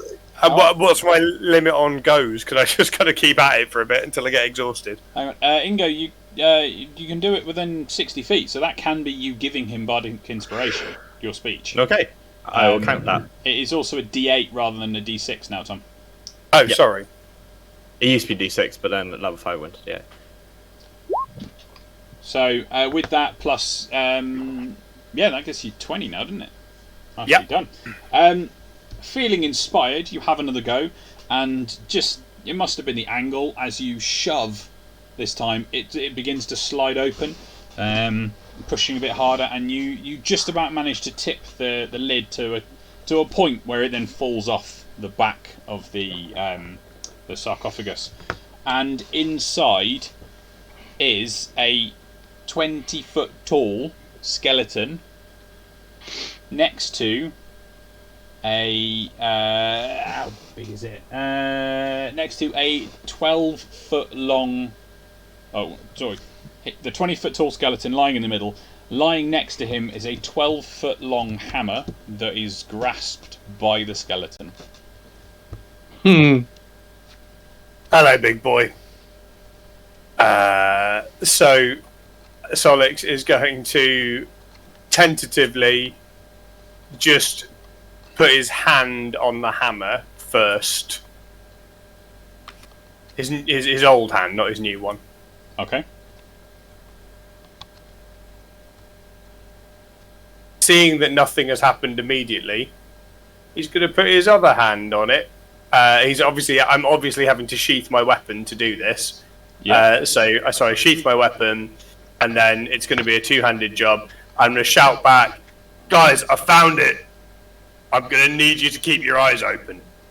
And then I'm going to try and lift it. Okay. As you begin to lift it, this thing is heavy. Yeah. Oh, hang on. Lifting. Lifting and Like, carrying. I'm imagining that I'm going to go very slowly back. Like, I'm not imagining that I'm going to be able to do this quickly. It's like when you try and lift a bit of IKEA furniture that doesn't look like it's going to be that heavy, but its chipboard is remarkably heavy. Oh, god, yeah. What is your strength score, Solix? My strength score is just 14. Okay. But what that number is, Chris, I'm not sure if you know this, but in the rules, that is the number of feet of the weapon that you can pick up. And because it's a 12-foot weapon, 14 puts me nicely in there. So, you are actually capable of lifting it, but as you start to lift this thing up, it's so close to the maximum that you feel you can lift. You are literally, this is as much as you would push yourself with in a training environment. You're heaving it up. As you start to move it, as soon as it disturbs the hand, roll initiative. All of us? Oh no. Oh, for pity's sake.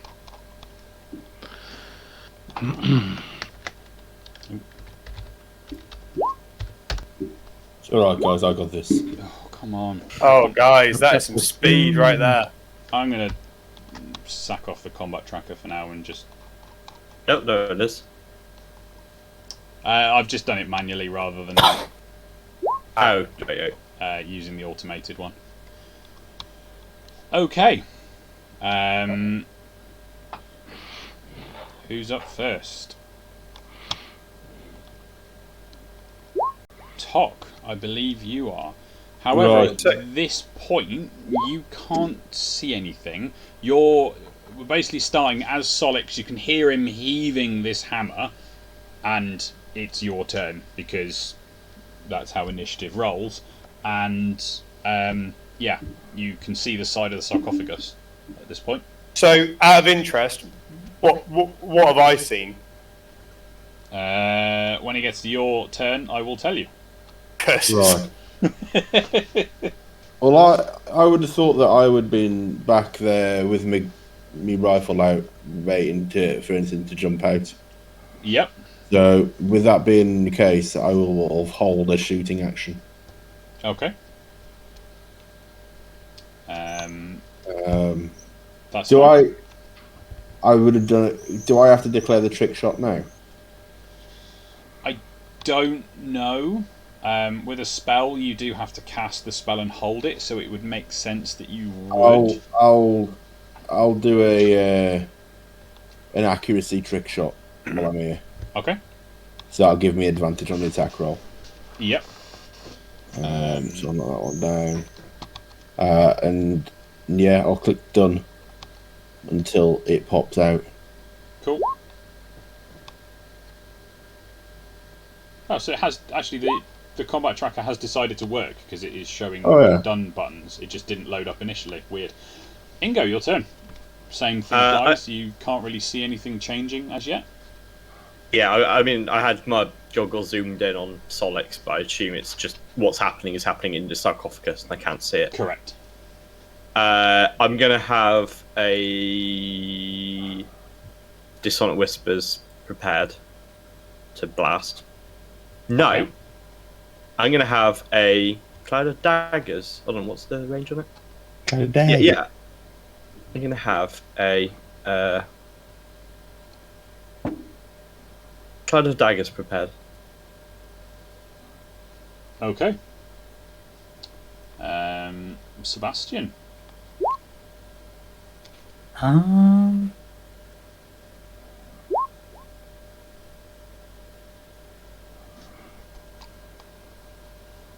I'm going to... Can I see much from where I am?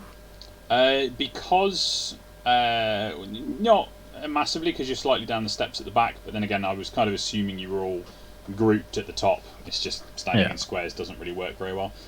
You can. Your vision sort of fades in the middle. Your light fades in the middle about here. But then you can see further forward. You can see Solix at the edge of the sarcophagus. but you can't see anything happening in the sarcophagus at this point. Okay.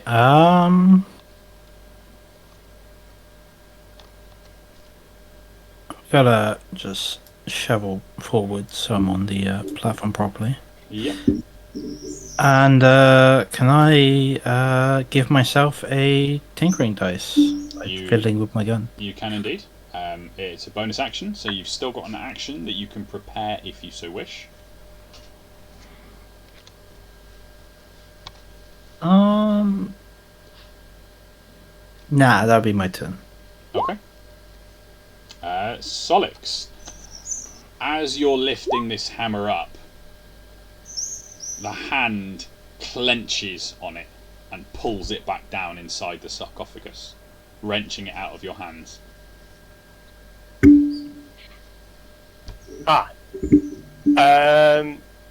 So I'm gonna shout back, guys, we have a problem. He unlives because apparently nothing stays dead. And quite frankly, I'm sick of it. And then how much of a turn is it? Can I draw a weapon and have a go or not? So you put away both your shield and your Caspian Battleblade in order to try and lift the hammer up. Drawing your sword can be done as part of another action, so you could draw your sword and attack, but to put your shield back on takes an action. So if you wanted to fully prep for combat, you'd need to spend your action to re-equip your shield, and in doing so, can draw your sword as well. Yeah, so I'm going to do that. I want to basically make myself as tank as possible for this situation. Yep. So I'm just going to get myself ready. Okay. You all see this huge giant. That really hasn't made the token much bigger, has it? Sit up in the sarcophagus. And at this point, I imagine there's a bang and a spell shoot off. Yes. Go for it. I will let the spell go first. Okay. So I don't want to kill it first. Right, here you go. So, 60-foot range, that's cool. 4d4 slashing when it enters the spell's area for the first time or starts its turn there.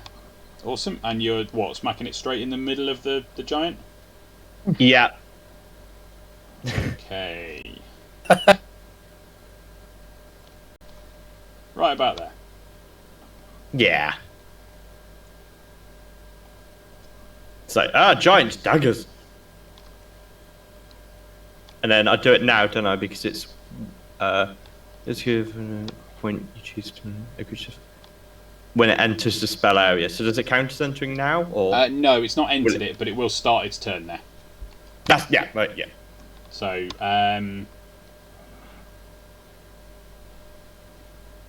that's an awkward one, though, isn't it? Because it is. Yeah, you can have it because it is having its turn there. That's fine. Its turn is starting. Yeah. Do the damage. Otherwise, there's the potential for it to walk out of that square and you never do damage with it. Yeah. 9 damage. Cool. Where's the character sheet gone? Okay. And Tok. Right. Time to fire. 24 to hit with 16 damage. That definitely hits. Minus 16. It continues standing up. You've blown pieces of it away, but it continues with it standing up, and it steps out of its sarcophagus and swings its mighty hammer twice at Solix. One of them's going to hit. Just the one? Yeah, armor class 20 now. Yeah. That's cool. It's probably a good thing, otherwise this could be a very short combat. Yeah. It's this enormous hammer comes down. The first strike, smashing into the ground next to you, and you feel the ground shudder underneath you. Yeah. And he swings it back, catching underneath your shield, and doing that much bludgeoning damage. Yes, bludgeoning damage. Okay. Arwen. I will unleash a volley of a single arrow. I'm not sure you understand the definition of volley there, Arwen, but I'm a gobbo. I'm allowed to elaborate.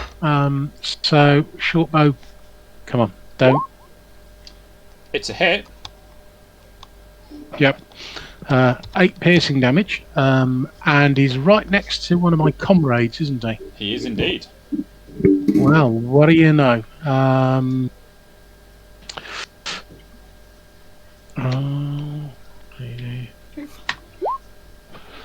Another 13 points of damage.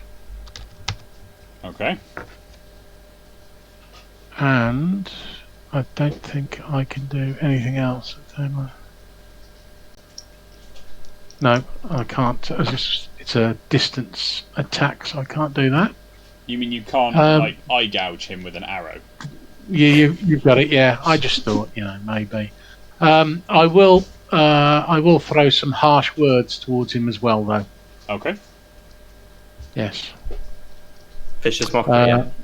Yeah. Well, I haven't got vicious mockery, but I'm attempting vicious mockery without the skill. You will just mock him viciously. I will mock him viciously, regardless. Yeah, there's a difference between vicious mockery and mock viciously. Yes. Right. Where's the water start? So you halfway down these steps, you'd be about 2.5 feet into the water. About 2.5 feet in the water if you went onto these steps.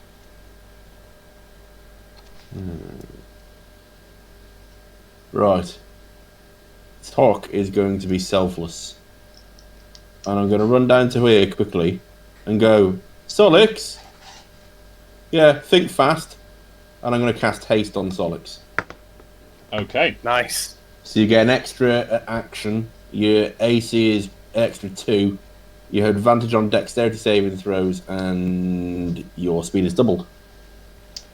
Is it an extra action that you can only use to attack with? The action can be used to attack, dash, disengage, hide, or use an object. Cool. So you could hit him and then go. You could hit him twice and then go. And then run really fast as well. But also, you get 2 AC bonus. Okay. I was tossing up whether to do it on myself or to do it for you, and I thought it's probably better for Solix. I mean, the AC buff is definitely going to help. And also, you can do your divine smite with both your things, can't you? He could do, if he just used it for attacking, he could do divine smite 3 times. Yeah. Ingo, your turn. If he's got 3 spell slots, that is. I've got 2 left, I think. First things first is obviously it's what I do best. I'm out of them now. And then we're gonna go with. What was that? Was that Bardic Inspiration? Or was? Oh yeah, I don't know what happened there. Because nothing popped up. That's weird.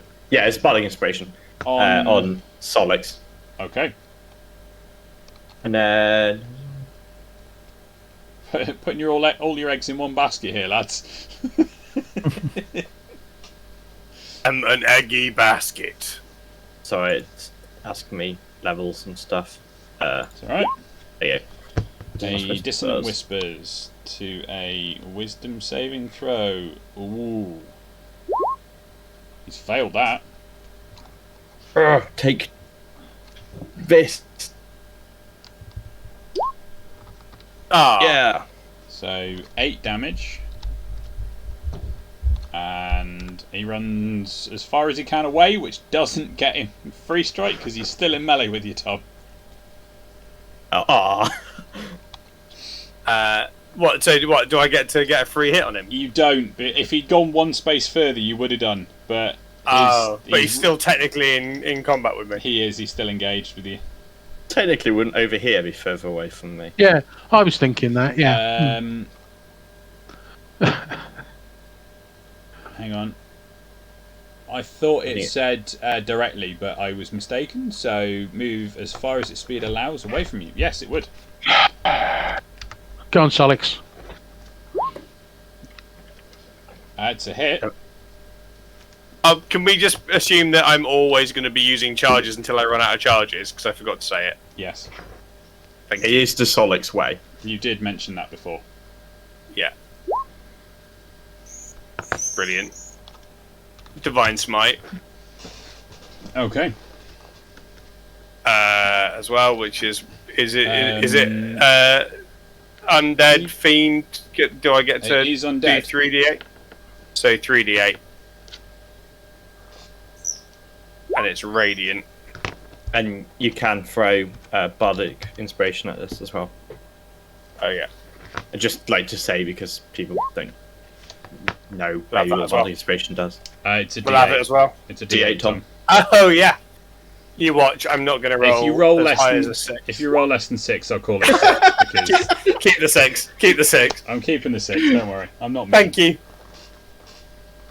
Sorry, I Um, forgot. Okay. Ingo, that was a pretty successful turn, to be fair.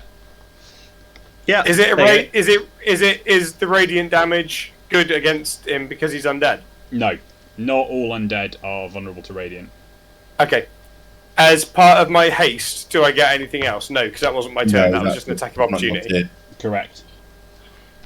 Cool. Sebastian. Go on, new guy. Am I able to hit him from here? From where you are, What, you got carbine? Yeah, you should easily. 40 feet. So yes, you got a short range of 50 feet. So yes, you can shoot from there, so long as you can see him. Which, if you as the player on your Roll20 map can see him, then your character can. So yes. Nice. I'm going to use a capacity charge to give me advantage. Okay. Like it. A 13 is unfortunately going to miss though. Oof. That's rough. Never mind, Proby.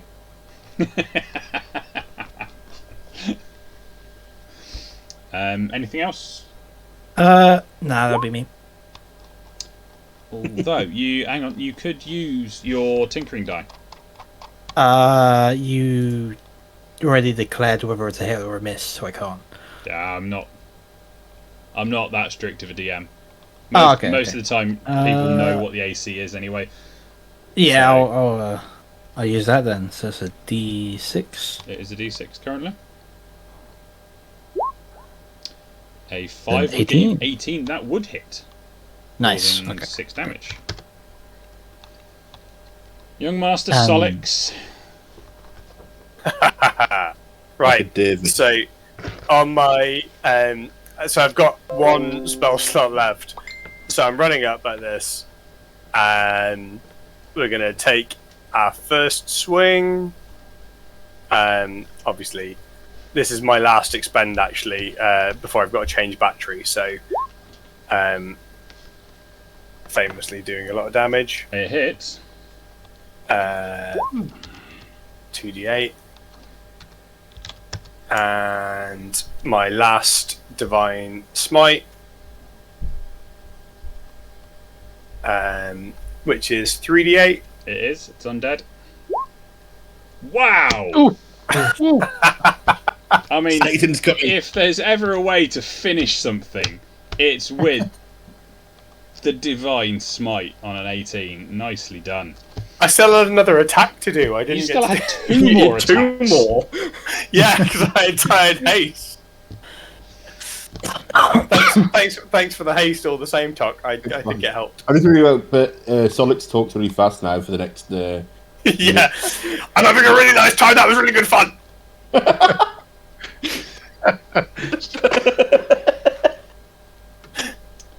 Is because I have haste now. Am I going to be able to just whip this hammer like right back across the room in like No, it's haste, Like- not strength. So like in my mouth like a golden retriever? Like I got it, guys. So, with Solix felling the mighty giant Kalasa, we are going to take a 10-minute break, guys. We will catch you at 10:05. Get yourselves a drink, some refreshments, and we'll see you shortly. Cool. Cheers, guys. See you in a bit.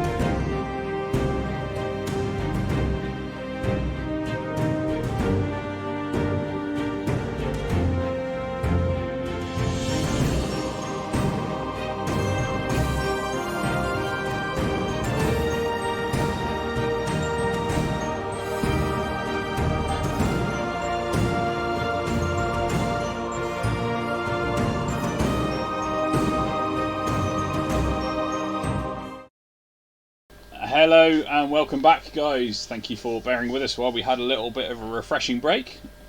More refreshing for some of us than others.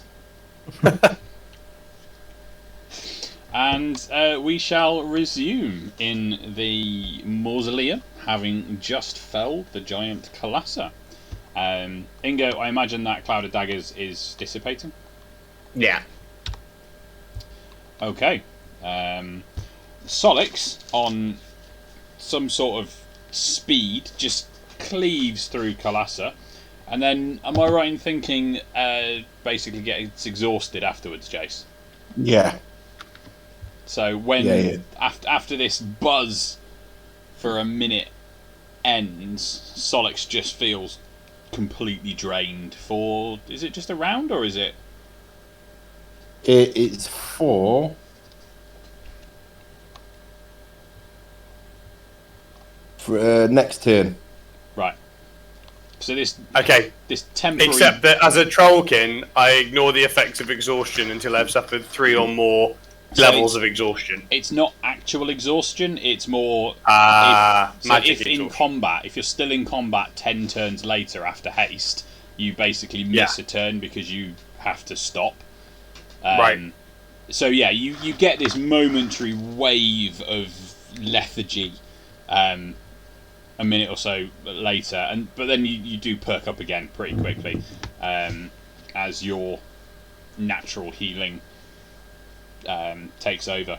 You are staring at this 12-foot long, 400-pound hammer. So I sigh. Here we go again. And then I look round at the statues and I'm like, don't any of you get any ideas?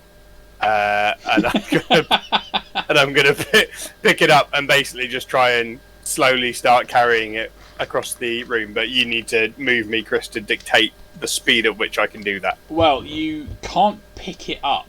It's more of a lift and drag than it is actually carry. Okay, I'm but alright with that. You're not in combat now, so speed isn't really of a concern. Yes. Just take you out of combat. But you can move across. You are at this point you're probably going about a quarter speed because 1, you're going through water for half speed, and 2, you're dragging this monstrous hammer. What are the rest of you guys doing whilst Solix is dragging this across? You have what looks to be another pair of rooms on either side of you.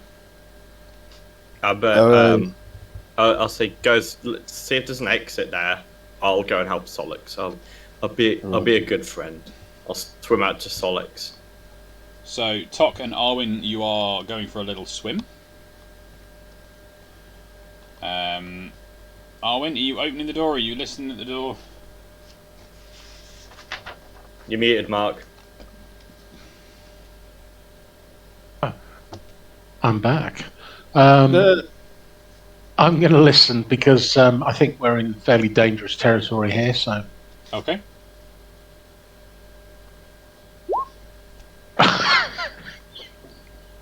All that sloshing water around you is making it very difficult to listen. 4, 4, and the 3. It's starting to get desperate. Okay, I'm going to open the door. Okay. It opens up onto a room with 4 stout stone coffins are on display in this room, but the ever-present water now covers them. The walls hold crypts for the placement of yet more bodies, and dozens of the marble slabs sealing the receptacles are now missing. So you can clamber up on top of one of these coffins in the middle of the room and get yourself a little bit dry. The bottoms of your boots are in the water. Yeah, I'm going to do that. And then looking around, you can see basically each one is a slot in the wall. And imagine if you were to look in, you'd be looking like the skeleton's feet as they'd been put into the wall. Any sign of people leaving gifts and sort of you want shinies? Yeah, shiny. You can't see anything in any of the open crypts. The open ones are completely bare, but it does look like something has been broken away. So there was something in there, but there is no more. Okay. Are there any I think I can open on my own without the assistance of my fellow adventurers who will be appalled at the fact that I'm going to try and steal stuff? You can Although probably give when it they hired me, that was on my resume. you can probably give it a try. I mean, have you got anything Go on. like a crowbar to dislodge stuff? Of course, I've got a crowbar. I am that type of guy. Right. So what shall I do? Strength, straight strength, or So give me athletics with advantage because you're using the crowbar. Okay.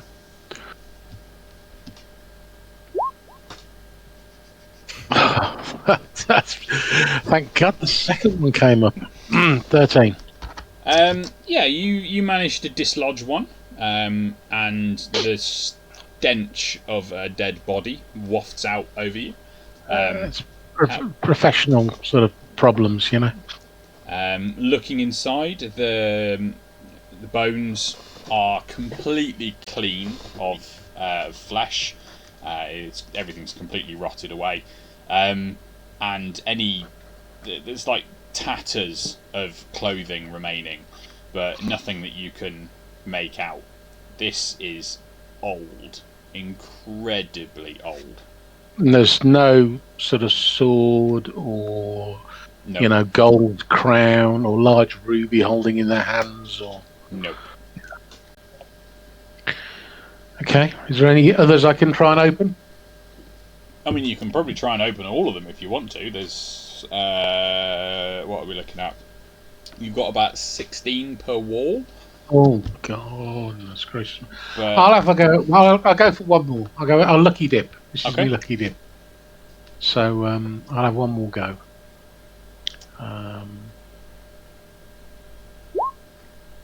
Ooh, yeah, nat 20. you pry off another one. This one you've figured it out from the previous one, the best method, and you pop the marble slab off, and it drops with a plop into the water. Complete. You haven't broken the marble slab in the process. You are met with pretty much exactly the same sight. Bones and about nothing else. No shinies. Nope, no shinies. Okay. Disgusted by the lack of, offerings that these people have left for their loved ones, I shall strop out of the room. You can see a corridor heading north. Can I? Yep. Ooh. Ah, okay then. So the ceiling of this room sports a ragged hole in the thick stone, and the walls are lined with yet more crypts. 4 stone A ragged- coffins lie in disarray on the floor with their lids knocked off. Anything in them? Nope. All of the bones are gone. All of the crypts in this room have been opened, and all of the bones are gone. Anything not taken by the bone monster, like swords and gold crowns and rubies? Nope. Sorry. What was this? What was this hole? This thing here? It leads up into the area above. You've got decent dark vision. Very good dark vision I've got. You never went that side though, did you? That was Tok and Ingo. So you can see it looks up into a chamber of some description above that you don't recognise because you never went that side. Okay. I will come out and inform our glorious leader what I found. Meanwhile, your glorious leader is assisting Solix with a rather large hammer, and Sebastian and Tok are investigating the other side. Right, then let's have a look inside here then. Are you going to open it or are you going to listen? I think I would just open I'm it. just going to open it. Just open it. Okay. Here, the water conceals the shapes of 4 stone coffins set upon pedestals. The walls are also arrayed with scores of square marble slabs. Crypt holding more of the honoured dead. What do you reckon, then, Sebastian? Do you think we should investigate inside these just in case we find anything else, or do you reckon we leave the dead to sleep? Well, whilst we're here, we might as well have a look. I mean, the dead don't need if- any money, do they? if they have any more giant hammers, I'm sure our friends back there won't complain. I mean, yeah. Let's do some searching. Okay. Searching the coffins or searching the crypts in the walls? I mean, do you want to do the crypts in the walls? I'll do the coffins, or vice versa. I'll do the coffins. You do coffins, I'll do the crypts in the walls. Okay. Right, then. Just where it's like, you find 1 billion platinum pieces. Yep. You find a giant 12-foot long hammer that doesn't appear to be held by anyone and is there for the taking. It's actually made of a much lighter alloy. Right. What do I need to roll? Investigations.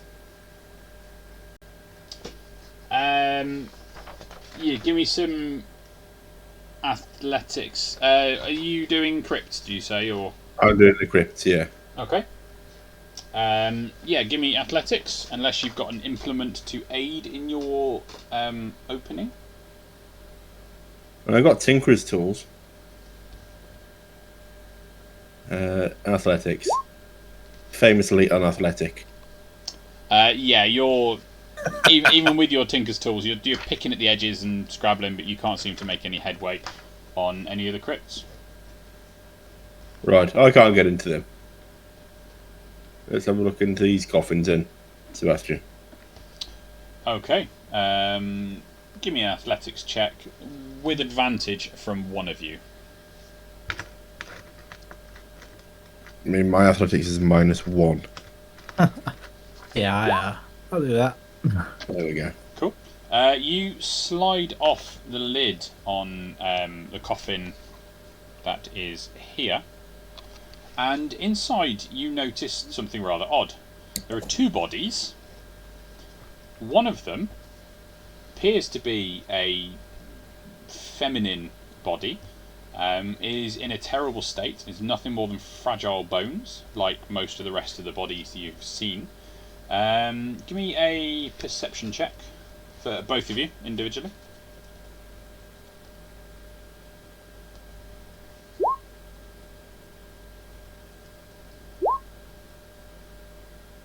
Nicely done. You both notice a wedding ring, or a ring on that finger, and a necklace around the neck. But the most worrying thing that you notice in this coffin is the other body is in remarkably good shape. It's bloated, discoloured, and waterlogged, but it's intact and hasn't decayed much. Well, this is disconcerting. Hmm. Alexia, are you in here? There's no answer. Right. Can I poke the corpse with the tip of my carbine? Poking the corpse. Yep. Steady now. Okay. Steady now. I just love how it just all. You just see Tom's face going. I tried to hold it in. I just. As I've you given poke up. at the corpse, the ghost that you encountered earlier reappears. The goat. Gosh. Right, Phineas isn't here. Behave yourself. And is looking angry.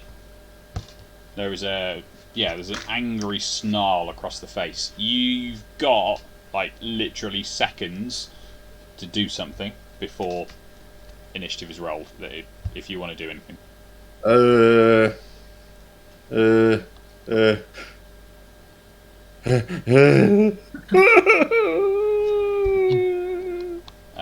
Okay, roll initiative. It's not working again. Do it the old-fashioned way.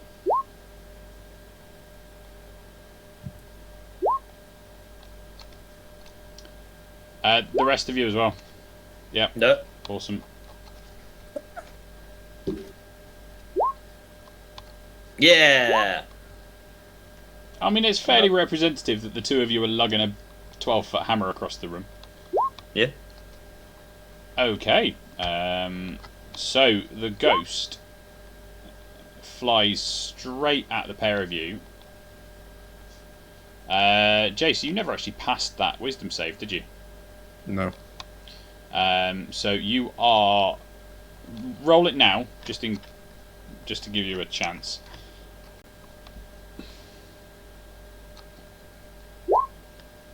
No. Nope, you are still frightened of this thing. It does, however, it appears to like come through the wall. What's going on there? As Sebastian pokes at the body and sweeps its talons, its ethereal talons, through your body, and you feel this chill. Is that both of us? No, that was just Sebastian. Right. Tok, it's your turn. Well, I have to run, don't I? You don't have to run, you just can't advance on it, but you are afraid of it, so I guess character-wise, yes, you'd back away, but... I'll get to about here, and then I'll just shoot at it with a disadvantage. So did you run away, or so you didn't take the disengage action? No. Okay, attack of opportunity for 8 necrotic damage. That's fine.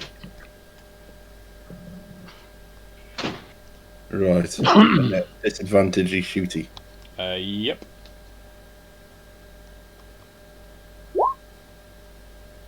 Oh dear. Oh dear, oh dear. Is that a jam? It's not, no. Some of the weapons have a misfire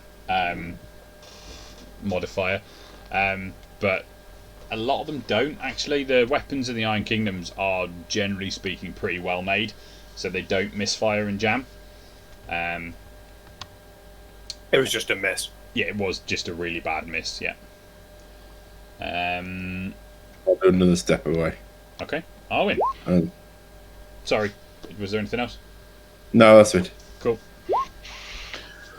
Well, do I? So I'm not in the room with them. Can I hear a commotion? You can hear a commotion. You can see from where you are. You can see into it that the ghost that appeared earlier has come back. Right. Seeing again my fellow gobbo being frightened by this thing, I'm enraged. I am enraged. I snatch my 2 daggers out of my belt and I charge forwards, and I throw. Going to go straight through. I throw myself at this ghostly apparition, striking first with one dagger, and then hopefully with the other. Okay.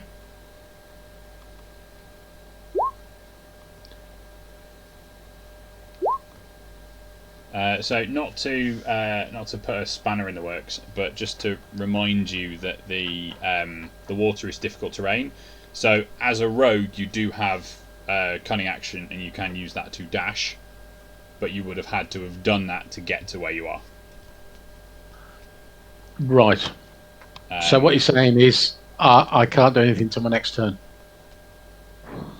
No, you can, because cunning action allows you to do it as a bonus action, but you'd only get 1 dagger attack then. Rather Oh well, it's obviously the first one, isn't yes, it? I mean, yeah. So 16 hits for 6 damage. Plus I get sneak attack because You do. yeah. Okay, let's do that then.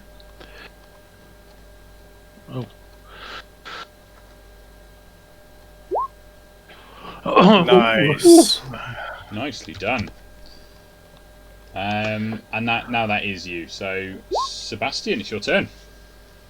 I'm going to disengage, Okay. and I shall move just back there. Back to this one, Okay. and that's me. Ingo. You can just see in there, can you? Yeah, I can see the ghost. I'm gonna carry on trying to move the hammer. Like, so like, they've upset the ghost again, but they can deal with it. We've got the hammer, all right. So like, I'll just mutter something about how nothing stays dead and how it still bothers me. If And then, yep. so I don't know why I keep moving myself back. Yeah, I'm just gonna carry on trying to move the hammer. Okay. Now that we're in combat, can we just kind of move a little bit, like, because we're in combat? So on our turn, move a space. Yeah. So if you guys continue moving the hammer like so, you're going to be... Yeah, I should technically have been next to Solix because I was like next to him helping him pull it. I think I just didn't realise he had moved. So are you sorry. Pulling it, are you? Or are you... thought between the two of you could lift it one at each end? Yeah, I think we're lifting it and just kind of trying to... I'm just making sure that he's able to stand up in the water, really. That was the thing. Yeah, we're doing that like to me, to you, but like, you good? Yeah, I'm good. You good? Yeah. Okay. You good? I feel like Solix is doing a lot of the. Well, I was about to say heavy lifting, but I think that Solix is taking the brunt of this, really. Listen, Ingo has no bonuses to his strength, so yeah, you are. Yeah. So Solix is holding the hammer head end, and Ingo's holding the haft. Just supporting it. It's moral support more than anything. Yeah. I appreciate So he's lifting it up and he's using that much strength. He's actually lifting up Ingo. Ingo's like that. Yeah, I'm helping. Just swimming along, just kicking his legs. Back to the top then. The ghost swirls around the coffin that the body is in that was disturbed and swipes at Arwen for 11. Oh, I missed. Obviously, 24 is not going to hit me. I am currently running away. Okay, 11. Yep. Okay. Fine. And Tok. Did I? No, you forgot to roll at the end of your turn, so you can roll now. Right.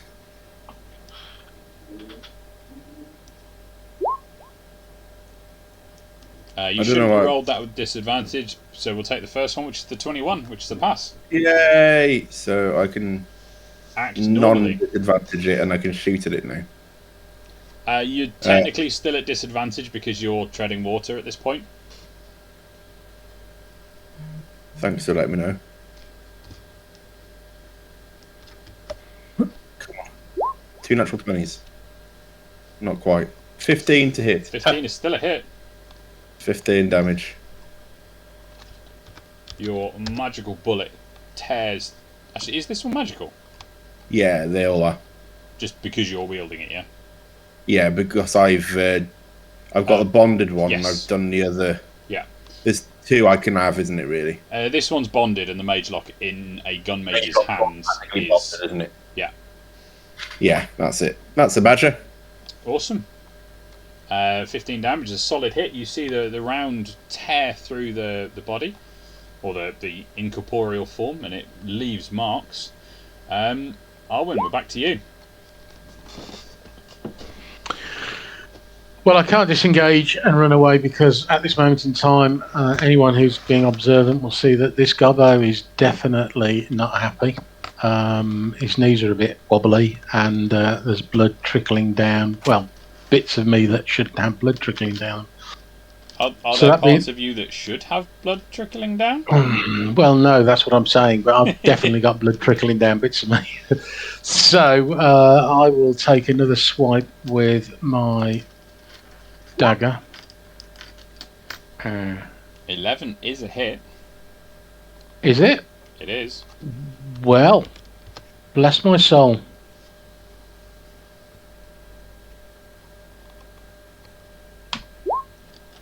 Oh, that's what happened, didn't it? You haven't got a sneak attack on this one. Oh, fiddlesticks. Oh, no, of course not, sorry. Right, so 4 piercing damage, and can I use my cunning action to disengage? You can, and then you can, make your movement, which is half, because difficult terrain. Is that right? That is absolutely fine. Yeah, that's correct. Right, I'm hiding currently behind Sebastian. panting heavily and bleeding from various bits that shouldn't be bleeding. Okay. Sebastian, it's your turn. I'm going to use my bonus action to tinker away. Give me a tinkering dice. Yep. And then I'm going to shoot him. So you have disadvantage on the shot because of the water. Okay. So you can use a charge from your gun to counteract that, because advantage cancels out disadvantage. Yeah, nice. I'll do that. I'll do that. Good choice. Good choice. Very good choice.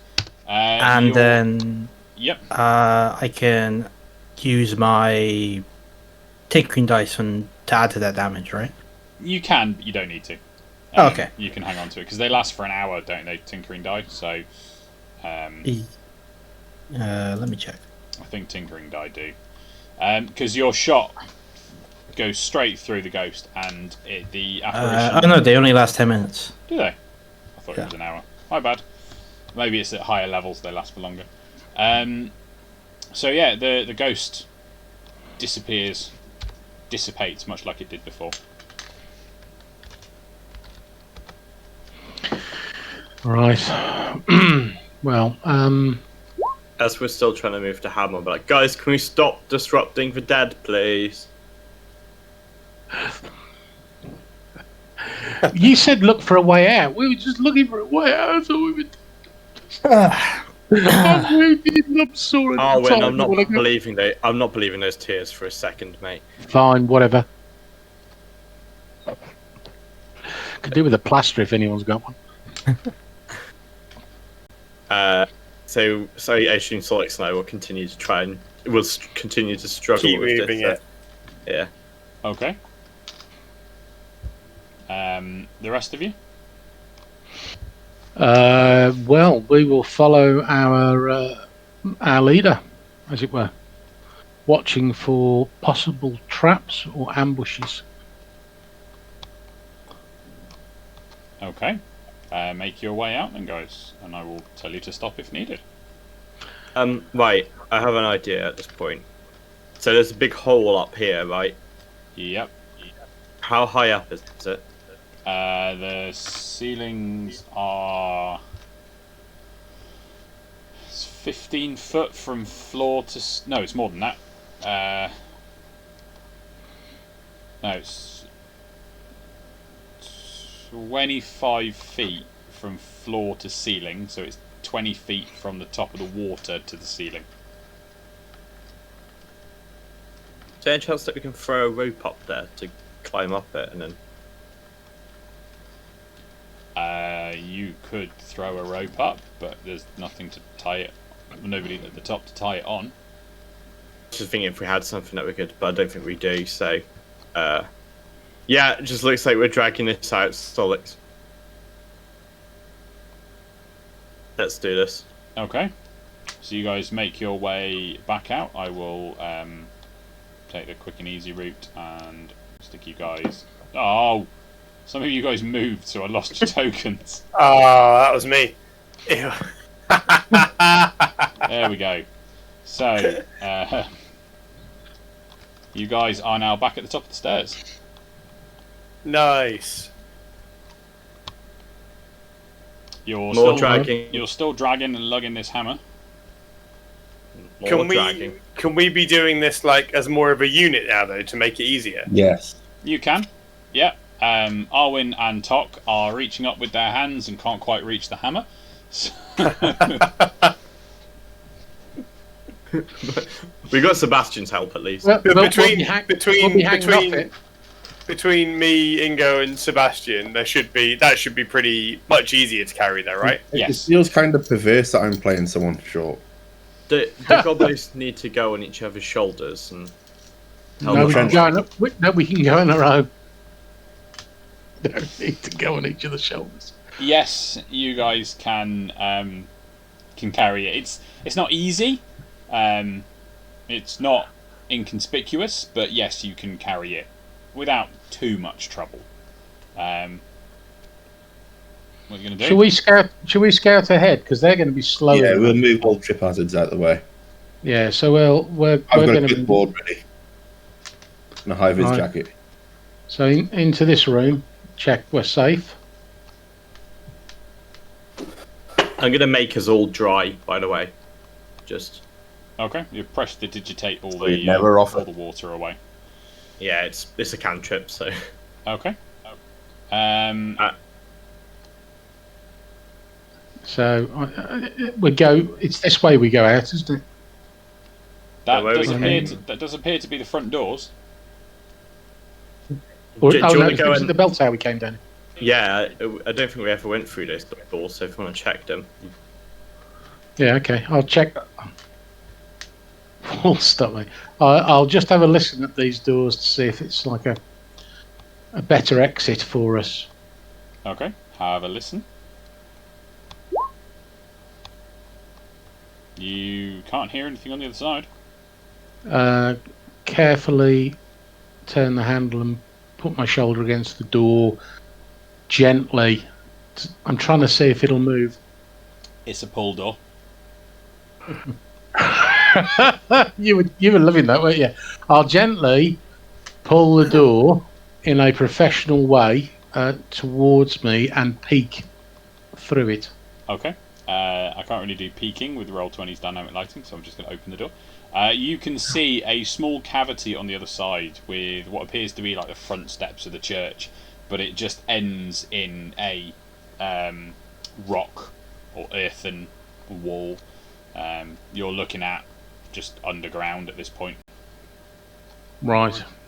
Tock, there's no way out here. I think we need to go out the way we came in, which is going to be interesting. What, up the rope? Yeah. I mean, yeah. I think the best option would be everybody get up the rope and tie it on to the hammer at the bottom and everybody pull it up. I think we need several ropes on the hammer because I think one rope would snap. I mean, you say that, but between you and me, Solix has put a bit of weight on, and I think he weighs about the same as that hammer. Well, I suppose so. Yeah, and the rope let him down, didn't it? So, yeah. Mind you, with that plate armor on, he's quite a heavy lad. You know. Yeah, true. Yeah. Okay. All right. Well, yeah. We'll have to go up. Yeah. I'll nip back and tell them. So I'll go back and explain that we can't get out the front way because it's blocked, and we're going to have to go out the way we came in and pull ourselves. You know, climb up, and then we're going to have to pull the hammer up after us. It's laborious, but at least we know what we're doing. Okay. Yes. Right, let's do this, guys. Okay. Where is it? Yeah, with full plate armor on and nothing else, a Trollkin is going to weigh somewhere in the region of 320 pounds.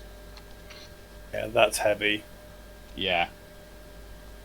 I mean, the average around 250 pounds on their own, and then you stick 65 pounds of full plate armor on them. Yeah, they get a bit chunky. So, anything else you guys are doing down here before you head up the bell tower? Have we checked all these doors? Because your computer went out, didn't it, that day? So I did. You thought I died. Yeah, that one. Yeah, don't do it again, Mark. Or I'll come round and make it real. Okay, fair enough. Right. I've got cookies. Okay. So yeah, Ingo and Tok have looked this way. You found this corridor over here where you found the little scrappy chappy, but there were actually doors in there that you've not been in. So there are other things to look around if you so wish. Oh yeah. Well, sounds like a good plan to me. Okay. My Tok! door a bit easy. Tok! What? Doorway. We haven't checked out. Tok. Where? Here. Over here. Come here. Yeah. That door. All I right. think we should check it out. Right, go on then, ladies first. That's really kind of you. Which Just one? call me. Which one are you? Oh, there's checking? one. There's one there, is there? There Right, is you one do at that one. each- I'll do the top one. There's one at each Okay. end of the corridor, and then there's one on the side as well. All Oh, three right. will open together. So, Okay, this will be interesting. One, Owen, you are... 2, 2, 3. 3, open! Ooh. Yeah, alright, give us a chance. Come on, Mr. DM, chop chop, multitask. Hey, quick like a bunny, come on. There are 3 Balrogs in both rooms. Rocks fall, My, unite. my mouse is Oh, being fun. oh. Okay, Arwen, you are... More old filth litters this stonework room. Scraps of rotting wood, unidentifiable bits of fabric, and the remains of dozens of books. In the back corner of the room, the floor has fallen away, making for a hole at least 5 feet wide.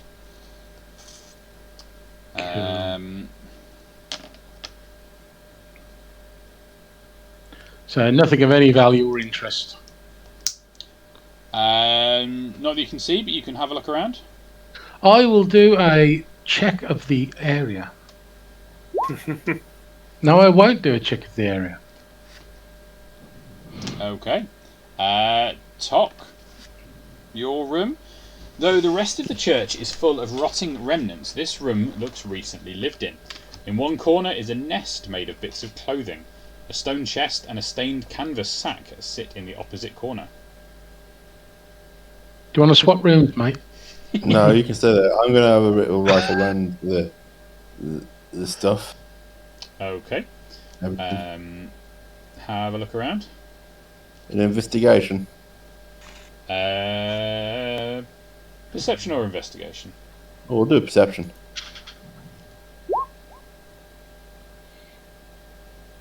Pants. That would have been a 3 if I did an investigation. Okay. You can see.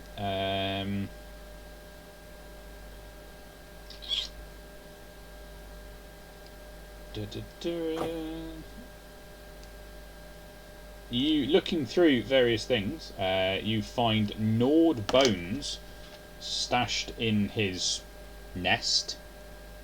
In the nest, fleshy skulls inside the sack, the stained canvas sack, and withered internal organs preserved in the stone chest.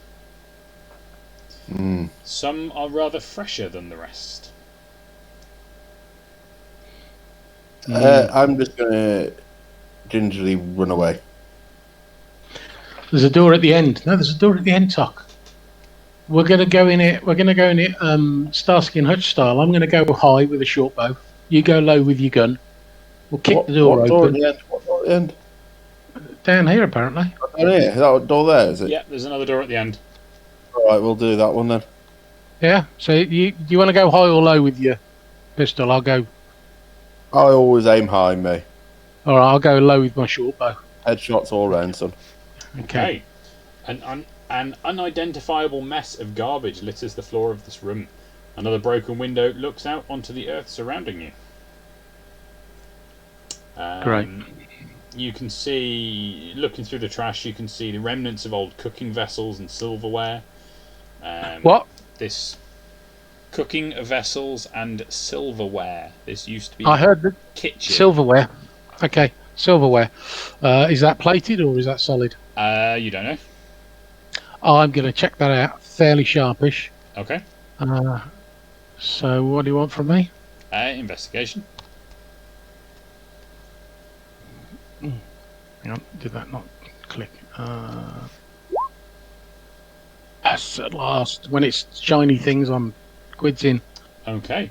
This does appear to be what remains is some pretty high quality silver. It's worth its weight in silver, which isn't a vast amount, but you can see the workmanship is pretty good. This used to be a church after all, so they are renowned for hoarding wealth. So I'll look at Tuck and go 50-50? I mean, no, because there's 5 of us. We need to do 20% everyone. How much further have we been able to get throughout this process? Surely we're able to... Yeah, I mean, you guys have easily made it into the middle room. Okay.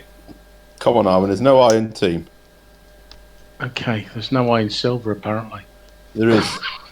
Then So, why have I got to give it to the people? There's an iron at Arwen. given Look, given this is the first time that two of you guys have been in this room, let me just give you guys the rundown of it. This large chamber was once clearly a gathering place for worship. The walls and floors are covered with tatters of fabric that once must have been tapestries and carpets. Rotten wooden pews are scattered about, and ornate stained glass windows are arrayed overhead. Though they once must have been magnificent in the sunlight, the windows are now cracked and warped by the damp earth forcing its way into the sunken church. At the front of the room is a white marble altar. Sprawled across it is a body now little more than bones and shreds of skin and clothes. Bright blood is pooled on the altar, and tendrils of it have flowed onto the floor. Ingo, did you take the symbol, the holy symbol? Yep. Don't worry about it. I didn't put it on because I was terrified of what would happen. Okay. But I have it. I'll explain this to Solix and Sebastian that I found an amulet on a person whose his throat was slit, but the blood was like still. So where are we? The body has fallen forward onto the altar. Who's still clutching his sceptre of office, which is in his bony grasp. The dagger which slit his throat, you assume from where the pool of blood was, lies at his feet behind the altar. He was still wearing the holy symbol that Ingo will tell you about, yes? Yeah, I'm just saying I've got this Yep. holy symbol. And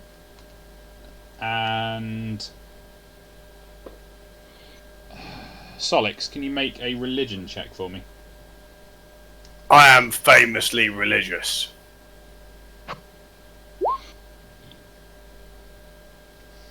Fantastic. And Sebastian, can you make a...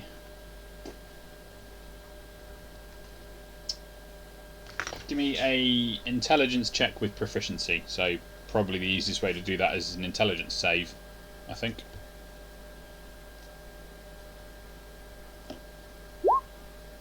Okay. Having seen this inky black Morrowind symbol, Solix, you know from your religious dealings, especially with the father, that Morrowind religious symbols are almost exclusively made of gold. Okay. And it strikes you that it's black. And Sebastian, you know that gold does not tarnish. There is no mundane way in which a gold symbol, a gold piece of, or a chunk of gold will turn black. It does not tarnish. All of this put together, between Sebastian and Solix, you kind of shudder at this holy symbol, and are fairly concerned about it. I figured that out last time. That's fine. I'm gonna give it to the what's his face and be like, look, is this something that we should worry about? Is this another army of the dead rising up or something? I can tell you that it's not good. I can tell you that much. Yeah, there's a reason I haven't put it on. Like, I don't want to put it on and turn into a demon or something. Like, God knows what. It does look rather ominous, I will say that. Yeah. No one else touch it. Just me. Apparently. Apparently I'm the only one who's allowed to touch ominous, creepy things like swords and pendants. I'm happy with that. There. I'm the leader. I'll take. Let's get this. Arwen looks at out of it, but it's just not shiny, is it? It's not shiny, no. He can't get excited about non-shiny. It's not working for him. Something in his DNA. So, you guys have explored. And it's either time for a rest or time to drag the hammer up the bell tower. Up to you. Rest, please. Benefit from a rest. Little rest. You guys want to have a short rest? Yeah. Yeah. Where are you going to take that short rest? In this room? Yeah? Yeah. Okay. Okay, so I can. So just remind me then. My lay on hands doesn't replenish at this point, does it? No, that's a long rest. But I can spend a hit dice. You can. You can spend more than one if you wish. Ingo's doing Song of Rest, so anybody who gets hit points regains an extra d6. Okay. So that's going to be 11. Plus your con mod, Tom, so plus 4, so you get 15 back. Great. That'll do me. One hit dice. That's well spent. Thanks for that Song of Rest. So Sebastian. Yeah, I'm looking a lot healthier. Cool.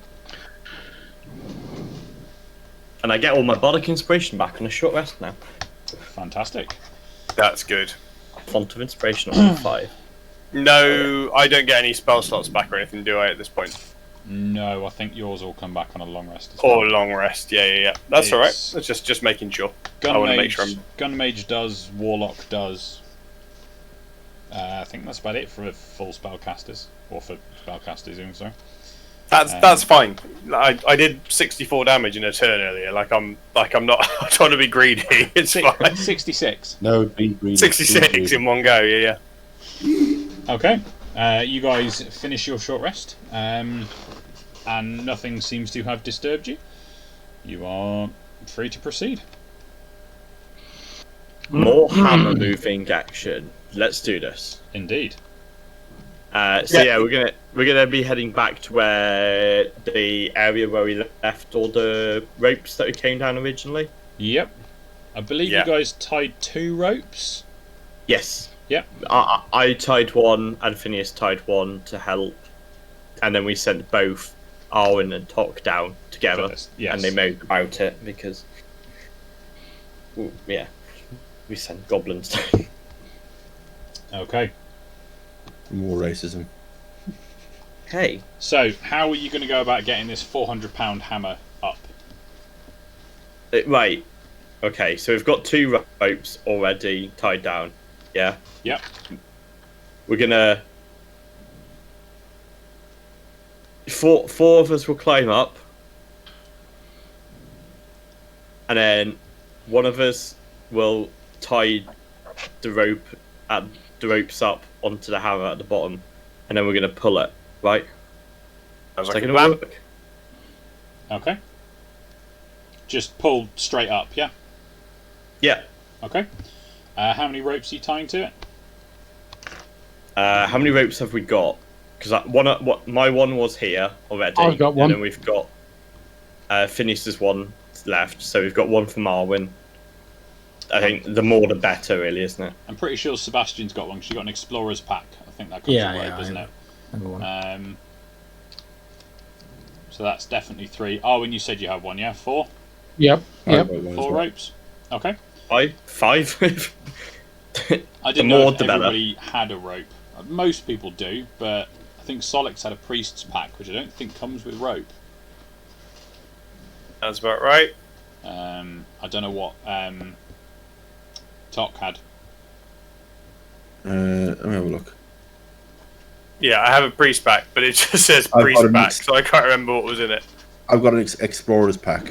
Explorer's pack comes with rope. That'll have rope, yeah. So between the 4 of you plus Phineas's, there are 5 ropes now, which, if all tied onto the hammer, means each one is taking £80, which, yeah, they'll survive that. So between the 5 of you, you haul this hammer up and drag it out into the Undercity. Nicely done. Wakey wakey. Right, Sebastian, you said you got a tunnel down here, right? Is that what you said to say you got here? Yes, that's correct. Because we aimlessly wandered around down here, and just by absolute, just none of us know what happened. We just got. You managed to find it. Ended up in the right place. Like that, it's just, yeah. We found a toilet and a garbage room, and then we found where we were looking for. So if you could point us in the direction of your tunnel, if you know where we're going from here. Can I remember the path back to the tunnel? Yeah, you can remember. It's, it was a fairly straight shot, to be fair. Yeah. Then I'll lead everyone else to the tunnel then. Okay. So making your way through the Undercity, I'm just going to try and maneuver you all myself as a group. Tom? That's my fault. I keep ruining it for everyone. Too fun, isn't it?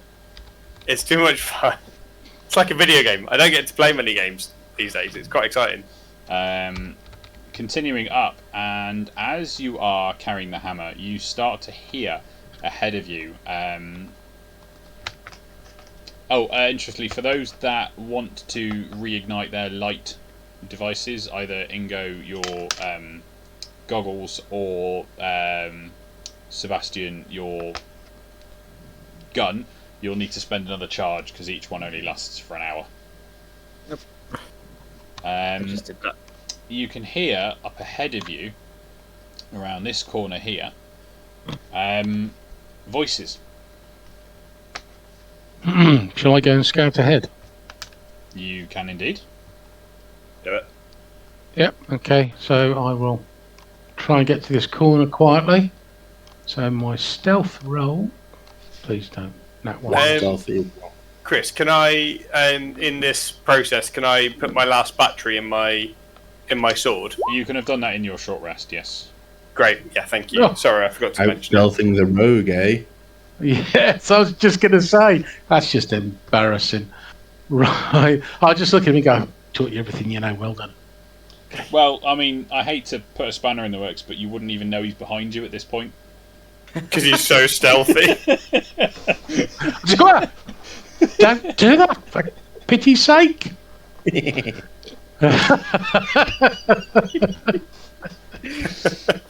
Love that laugh. Yeah, you can definitely hear there is something coming, some human presence coming down this alleyway. So, can we peek around and have a look? Because we're not carrying any lights of any description. You can peek around and Unless they've got dark vision, we should be okay. I mean, one of them's got dark vision. How do we know? Oh, I thought you meant our lot. Oh no, we got dark vision. We're okay. Yeah. Oh, yeah, we can see from ours. What can we see? Well, I mean, 120 feet, but that's not. Well, quibble. Yeah. You can see, if you guys want to just poke your heads around the corner. Poke. Oh, good growth. Not that you guys have stepped around the corner, but just so Nope. you guys can see what's going on. You can see some sort of a patrol heading this way. Look at Tuck and go, They're moving fairly slowly. what should we do? I mean, kill them. Yeah, I know, but we need to. Let's go back and tell the boss. So we go back. You go back. I could try and bait them in. We could do the loopy loop. Well, I'm thinking if we put the hammer in the middle of the floor, and then we all hide just out of sight, they'll come in and they'll stand around the hammer, and then we can come up behind them and give them a good hiding. I mean, yeah. It's just a thought. What are you thinking, Go? Have you caught up with us and told us what's Yeah, happening? I'm there now. Just cutthroat, patrol, coming down. What's in this door? Have a quick look. Sneaky look through this door. Okay, sneaky look through that door. Please, Harwin. It's the barracks. It's an empty room. Everyone in here, quick! Right, all 5 of us drag this in quickly. Okay, give me stealth rolls, all of you. Oh no. Solix, yours is at disadvantage for plate mail. Have I rolled 15 twice? Oh, seriously. I'll tap Don't. Arwen on the shoulder. I just look at him and go, Okay. this is starting to get embarrassing. Tom, you need to roll his stealth again. Again, Yeah, you've got Yeah, a disadvantage I got a disadvantage. because Oh, you're, roll high, you're of wearing course. plate mail. Oh. Oh. Don't worry, it's a group stealth check, so it bases off the average. Okay, so you guys hide in the room, close the door again, and Yeah. listen outside. Yeah. Yep. Okay. You hear the voices go past after a few more to approach, and then after what seems like a little bit of conversation outside the door, but you can't really catch what they're saying. They continue off, and the voices quieten down again and disappear. We'll probably head out and check they've gone. Okay, I'm popping my head out and seeing if they've gone. You're doing it stealthily. Close. I am doing it stealthily, and I've done it stealthily before, so do I get advantage? No.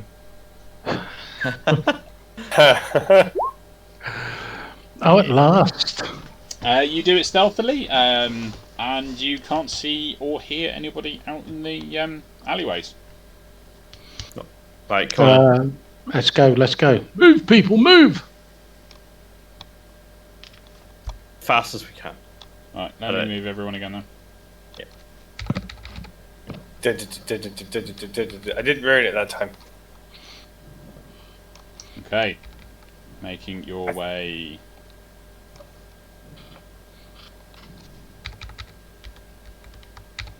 And coming up on this last corner here, you again hear noises coming from ahead, from up here. Door behind us. Yeah, same again. Quickly, is there anything in there? In that one. Yep. Okay, hang on. Let me open her up. And go and find out what is in there. So, Okay. Arwen, you can have your stealthy nose in there like we've been doing. Yep. Are you just opening the door, or are you going to open it carefully? Oh, No, I'm stealthy nosing. Yeah. Stealth. Just to make sure. Give me a stealth then. Okay. Oh, Arwen. You creak open the door, and you can see a dozen men crowd this small chamber playing dice. Oh. The game board is scratched into the flagstones with chalk, and the crowd is boisterous and apparently in a good mood, since someone is having a good run of luck on the dice. I will stealthily close the door Okay. and look at Ingo and go, no. Um, Let's go somewhere else. What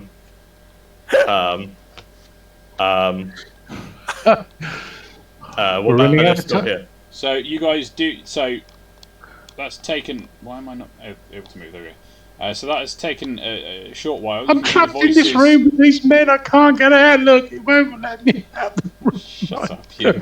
Sorry, cheers. Can we now, knowing that there might be a bit of a fracas, can I suggest that we find something to barricade this room with, in case things go wrong? We don't want them all coming out. So bear with me a second. You've got voices approaching from up here, but Solix and Sebastian, you do recognise that this is the way that you came in. Yes. Yeah, I suggest we go down the side passage. Super quickly, super stealthy. Let's go. Okay, are you moving super stealthily or super quickly? It's a trap. I would I think- argue at this point quickly. Yeah. Okay. That's fine. So you guys are going to dash, effectively. Although we're not in combat, but dashing up here with a hammer, you get to... Let's chuck you all over there. You get to the end of the tunnel. Now, you created a large enough hole, Solix, for you to get through, so it's a sizable hole here at this point, and you can definitely hear voices behind you that have been alerted to something. They're not sure what, but they've heard something. Can we collapse the tunnel behind us? Possibly. That's probably a question for the engineer who helped build the tunnel. Engineer who helped build the tunnel with the hat and the white hair. Can we collapse part of this tunnel when we go through it?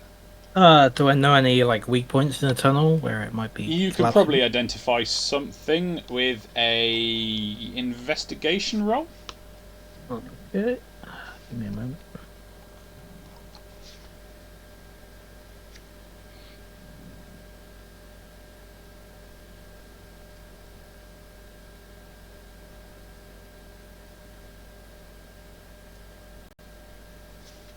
The tension is palpable as we wait. It is, isn't it? Yeah, dude. Hey! Oh, big pig. Did you know, Tom? You can click on the skill itself. I can, but I get double proficiency, and I'm not sure how to include that. I can make sure I add it on for the future for you. That's amazing. Double proficiency, plus 9 on investigation. That's incredible. Yeah. So where is investigation? So if I add another plus 3 onto there, then it now says plus 9. Awesome. You can just click it now. Awesome. 25. Yes. You've got like you know how you got in mine tunnels, so you've got the beam and supports. You, having been involved in the engineering of this thing in the first place, you know that if you knock out a couple of them on the way down, on the way back up, that the tunnel will almost certainly cave in behind you. Okay. Let everyone else know this. Okay. I would say let's prepare to knock it down if we see somebody come down this tunnel. If we don't, then who knows? Ingo, what are you holding? It's a small hammer. I love it. It's very small. Yeah. It's not his fault. It's genetic. I wasn't being judgmental. I wasn't being judgmental. Hammer shaming. I was born with this I'm hammer shaming him. So you guys are gonna lie in wait, ready to knock the pillars out if needed. Is that the plan, Owen? Yeah. Yeah. Okay. So you make your way up the tunnel. Quietly or quickly? Quickly. We're just getting out at this point, I guess, aren't we? Okay. Let me change the formation, otherwise it's gonna clip the walls.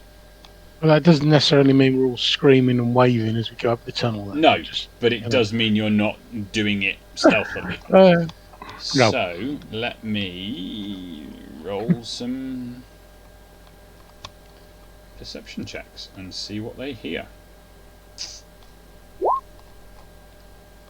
Why am I rolling a disadvantage? Shouldn't be. Never mind. He still rolled an 8. Okay. As you are ready and waiting, you do see some people come round this corner down here. Are you still, Sebastian, do you still have your light active? Yes. Yeah. Okay. So you see some people come round the corner down here and you hear them shout. There they are! They're the ones. They must have snuck in. Solix, knock it down! Indeed, I suggest we make a quick exit, gentlemen. Give me an attack roll, Tom. Oh, Solix, even. Let's stick to character names.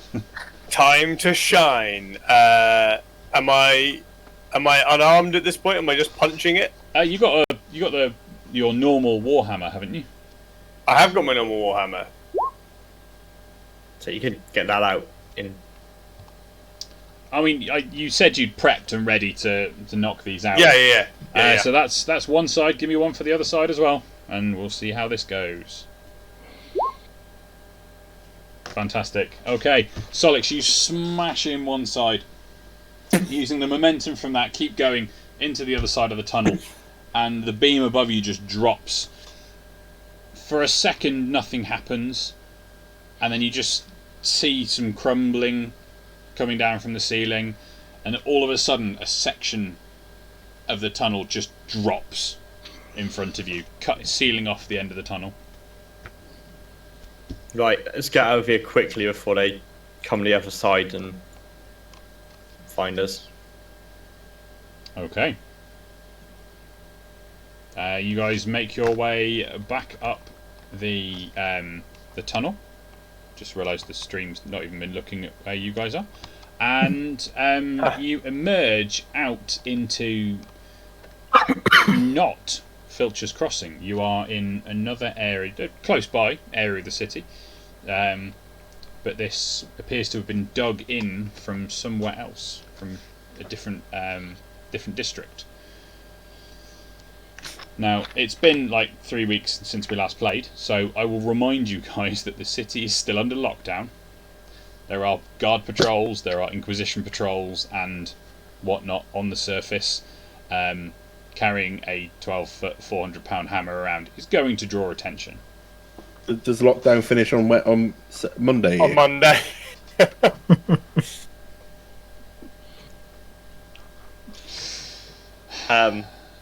Also, because it's not happened yet. Warlock. James did say to me last Sunday, I hope somebody keeps that up. Well, that's So, isn't that who's ultimately responsible for the lockdown? It's Warlock. Right, I suggest. Is there a place that we could around here? So a place that we could like potentially just kind of like lay low a little bit, like close to where the exit is. How far are we from that safe house? The exit has come up in. Let me switch you guys back onto the map of Corvus, where Filcher's Crossing was an area of the docks. Let me just do a little bit of. Whoops, that's probably not the best thing to Google.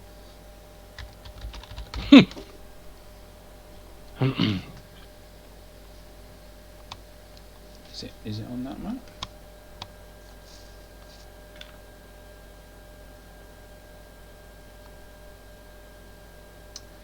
'28. It is on that map. Where's 28? I can't see, the map's too small. Bear with me. 28's over there. So, Filcher's Crossing is over here. And your safe house is over here. Oh, fiddlesticks. So, Sebastian, do you know anybody? Do you know any safe house? Sorry, you've come up out of Filcher's Crossing, actually, so you're probably closer to over here. So what time of day is it? What time of day did you go down? I can't remember. Neither can I off the top of my head. Oh, it was in the day because we went in the day to get spotted by people, Yes. so we could capture them and be like, oh, show us where to go. So we're probably looking at late afternoon. You weren't actually down there for that long because he made a pretty good beeline there and back. So, How busy are the streets still? Busy. You are 7. Quad. You are you're on the edge of the quad, which is like the all-day market. Here's what I'm thinking, boss. Me and Tok, because of our superb genetics, are beneath notice. Basically, people ignore us. So if we can find a car maybe with a donkey to pull it, and we put this thing on the cart and cover it, and Tuck and I can ride the cart back to the safe house, they'll probably just ignore us because we are beneath notice. I mean, I can just make myself look like a guard as well, but yes. What, riding with two gobos? Probably not going to happen. No, I mean, but I could go into the crowd on my own. But I like that idea. You just do that. See if you can find a thing. But we need to kind of hide this thing right now and lay low with it, and not. So you've come up inside an empty warehouse. Oh right, okay. You've not come straight up onto the street. You've come up inside an empty warehouse. However, Sebastian knows that this warehouse is controlled by his affiliates. So, may not be safe forever. Is there a cart or anything, even a hand cart in here that's big enough to take the axe, the hammer? No. Right. You guys go and find a cart or something that just go and buy one or something. Just hire one for a day, something like that. For now, and we'll just keep it here. For okay. As long as we can. I'm a bit short of cash. If you can give me 100 gold, and I'll give you the change. Don't lie to me, Arwen. What do you mean lie? I am short of money. You're short. You're short. It's all relevant to what you think a lot of money is, isn't it? Fine. Okay. Right. What? You're right for money, yeah. I've got hundreds on me. Yeah, that's fine. Yeah, cool. Don't worry, you'll get it back from the group key. I'll make sure it's repaid. I look at my fellow gobbo in disgust. Oh, shut up. We've gotten sniffing around and trapped in that bloody place. Abandoned. Right. Okay. We'll find a cart. Okay. Right. Where are you headed to find a car? Well, you said we were near the marketplace, so what do you reckon, Tuck? I mean, yeah. Anywhere around here, to be fair, we should be alright. You're heading to the quad? Yeah. Yeah. Okay. Are you looking to pilfer one? Are you looking to rent one? Are you looking to buy one? I'm gonna try and buy buy one. Okay. Yeah, buy one. I mean, I hope the amount of money I've got is enough. How much? You haven't spent money, have you? I've got 631 gold and 15 platinum. Which equates to 150 780 gold Yeah. I've got effectively. Yeah, I mean that's more than enough. Where's? I'll keep the receipt. Tax payback. Oh, reminds me of Miles. He does, doesn't he, Arwen? A little. Yeah, he hasn't notarized anything, though. No. What am I looking for? I'm an accountant. I have to take care of the money, don't I?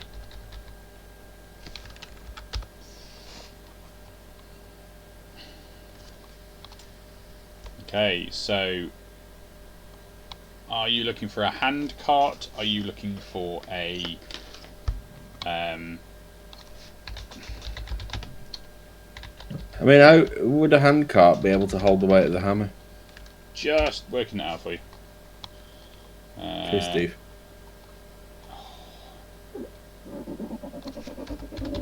Carry the six. Don't forget to write D&D on your searches, otherwise you get the DVLA's vehicle carrying capacities. I love that the DVLA have stats for a hand cart as well. I didn't. I just put vehicle carrying capacity. So an animal pulling a carriage, cart, chariot, sled, or wagon can move weight up to 5 times its base carrying, including the weight of the vehicle. If multiple animals, so the weight of the vehicle is 200 and the weight of the hammer is 400. So you need to be able to pull 600 pounds Right. So you need what's the carrying something. capacity? Carrying capacity is your strength score multiplied by 15. Right. So Solix can do 14 times 15. His carrying capacity is 210. However, it being on a cart means it's 5 times that. So he can actually he can pull on a cart. 1,000. Yeah, over 1,000. So yes, Solix. That's what they call me, Solix the Donkey Dark Route. That's what they call me. I thought that was for other reasons that we won't mention here. But So yes, Solix Steady. could pull the cart with the hammer on his own. Steady. If you just bought a hammer. steady now. Steady. Warlock. So yeah, they're fairly easy to find. Right. I will go up to one person and we'll go, hello, fine sir. I would like to purchase your hand cart. But I need my hand cart. Yeah, but we... I mean... I love. Sorry, I love that this has turned into like the politest Grand Theft Auto situation ever. Try not to draw attention. Yeah. I mean, yeah, but I think I need it more than you. I mean, you're just selling your wares. I have more important things that I need to deal with. Ask him how much he wants and double it. I'm prepared to pay you for it. Oh, okay. How much would it cost? 60 gold. Yeah, we can Right, tell I've only got 40 gold on me. Make a deception roll. That trick worked for me once.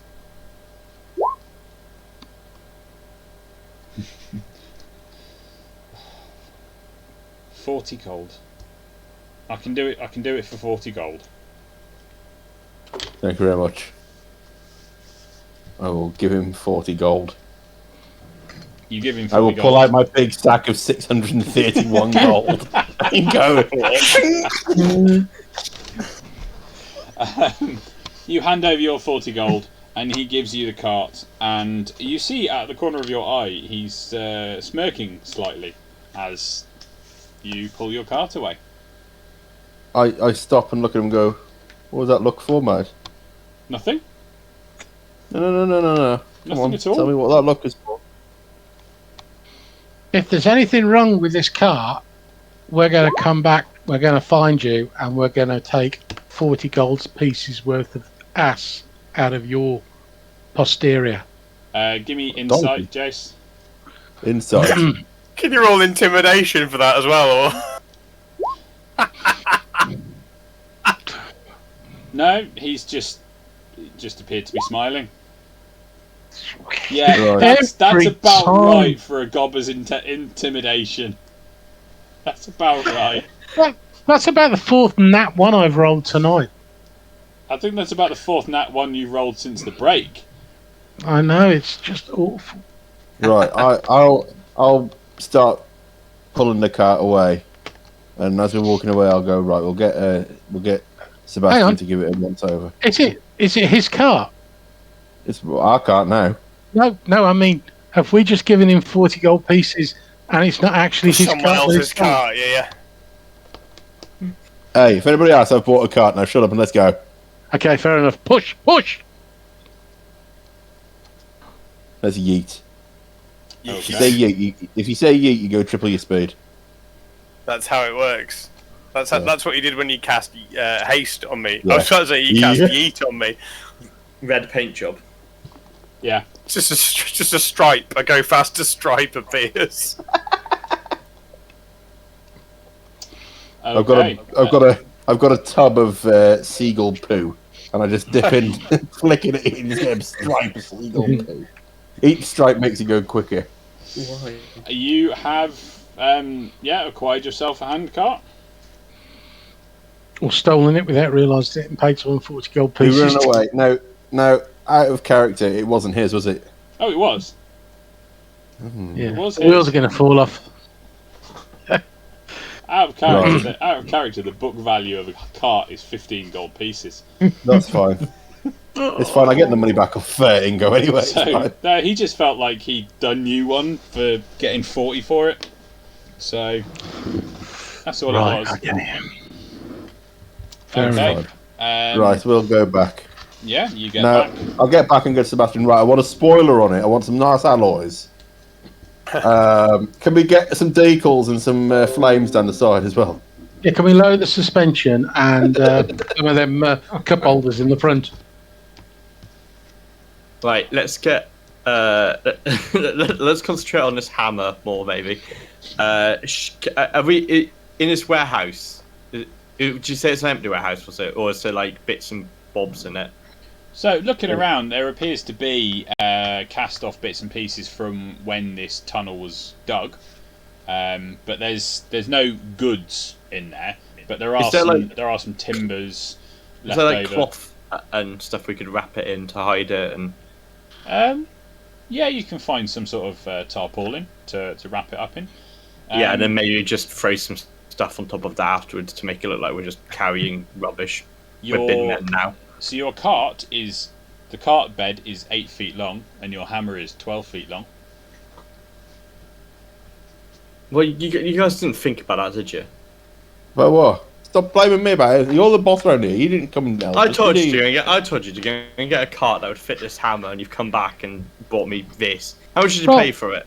Well, it does fit the hammer, doesn't much it? It's a did bit you- hanging over the end, but it still fits. How much did you pay for this? Come on, Pay 45 for it.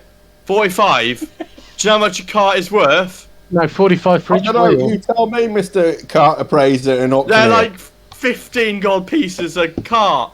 I'll Yeah, get this- inside checking to make this sure he one knows came what with- he's on about. This one came with 2 days warranty and insurance thrown in. 13. Does he actually know what he's on talking about? Oh, I tell you, prices have gone up since we went down there. Ingo, give us a history check. Can I do a performance check instead? Because I'm trying to make it seem like I know what I'm talking about. History is to see whether you do actually know what you're talking about, and then you can see how you can blag it. Right. Okay. You know nothing. You know nothing, so let's see how well you can blag it. He sings you a merry tune about the cost of a cart. Right, okay, so it's all well and good you saying it only with 15, but we're in a bloody rush here. Yeah. Like, if I had all day, I could go and find you one for 10 gold, but we ain't got all day because you'd be moaning at me like that. So you stuck it up and have this 45 gold cart, or you waited all day. Make your mind up. Well, come on. Let's get this wrapped up and hidden and stuff. You've been nothing but moaning, you have. Whilst they're arguing, and I just give the cart a check over, make sure it's. It's just ungrateful, Tuck. Ungrateful at your skills. Yeah, give me a mechanics tools check. Do all the killing. I know. I'm a lackey for him as well. And look good while you're doing it. Oh, You would be here if it went for my tooting. I only wet myself twice as well today. Shocking. Only twice. Remind me how I do a check with the tools. So if you go onto the character sheet, and then you should, if you click on Mechanics Toolkit, it should then pop up and ask you which attribute, then tick intelligence or check intelligence. Yep. Are you merely proficient with them, or do you have expertise? Just proficient. Cool. So an 11. Yeah, you go over the cart. Nothing seems to be screaming out to you that anything's wrong. It's sound. It's old. It's not new by any stretch of the imagination, but it's it's serviceable. It'll do the job. It'll hold the weight. Can I walk over to Sebastian and slip him a platinum piece and say, tell him go, it's worth 45 gold?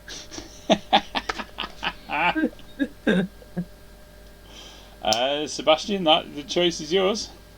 I'll accept the piece. And I'll be like, this is one of the newer models of cards, so it's it's worth the money.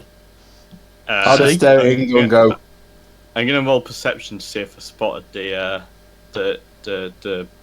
giving them money. Rather than that, then, Tok, give me sleight of hand. Right. What's your passive perception, Ingo? Where do I find that? It's basically 8 Is it plus 8? proficiency plus wisdom plus perception. So, 8 plus. hang on. Whatever it says on your thing. So your perception is plus 7. So it would be 15? No, 17. There it is, right at the bottom. Passive perception. 17. Unfortunately, he's managed to slip that by you unnoticed. But like, look, right. It's been a stressful day. Yeah. It's fine. I'm sorry, Tok. I don't know what came over me, man. You did a fantastic job. You did a fantastic job, mate. Look, I'm so sorry. Right, let's an emotional punch tonight, aren't we? I'm gonna go and hug Tok and be like, "You're my favourite little gobbo."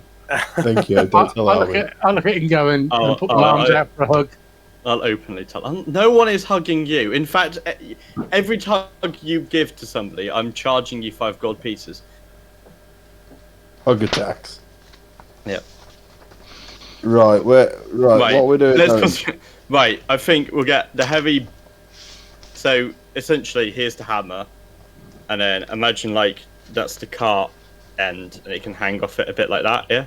And we can just put stuff over this end and try and cover the other end up with stuff. Okay. There's various. Well, if we grab a few of the pieces of lumber around here and have that sticking over the edge as well, it might look a little less inconspicuous. I like his thinking. Yeah. Cool. So you have a fairly well disguised cart. Solix is going to pull this thing. That's him. And you guys make your way across the city. I will. Tok and Arwen, are you guys gonna kind of stealthily go along the city? Yeah, we'll scout ahead. Oh, you want me to use my skills now, do you? Well, yeah, okay, no, it's fine. No, I understand. I'll use my stealth skill. I'm just stood there staring at him. Stealth skill. Nobody wants me to use my other skills, but stealth, I can't have me. If you're happy to do that, and then Sebastian and Alex, if you guys want to kind of just look like you're just dragging. You know what? I'm not even going to waste my time on. Is it worth it? Do I disguise myself to make myself look like a guard? Yeah, I'm going to do that. I'll make myself look like one of the guards, and then just be like, right, I'm going to follow you, and if anyone stops us, we'll be like, no, I'm taking these guys because they've been naughty. I don't know, something like that. Okay. I've disguised myself as a guard about 1 million times at this point. I mean, you probably should get paid for the amount of work you've done as a guard, to be fair. Go and see Captain Hellstrom and expect a salary. Right, let's get this to the safe house, I guess, because, yeah.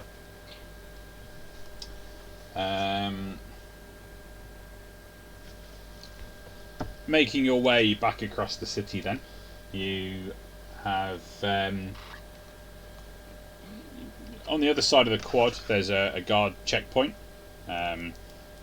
Seeing Ingo behind them, they motion to him.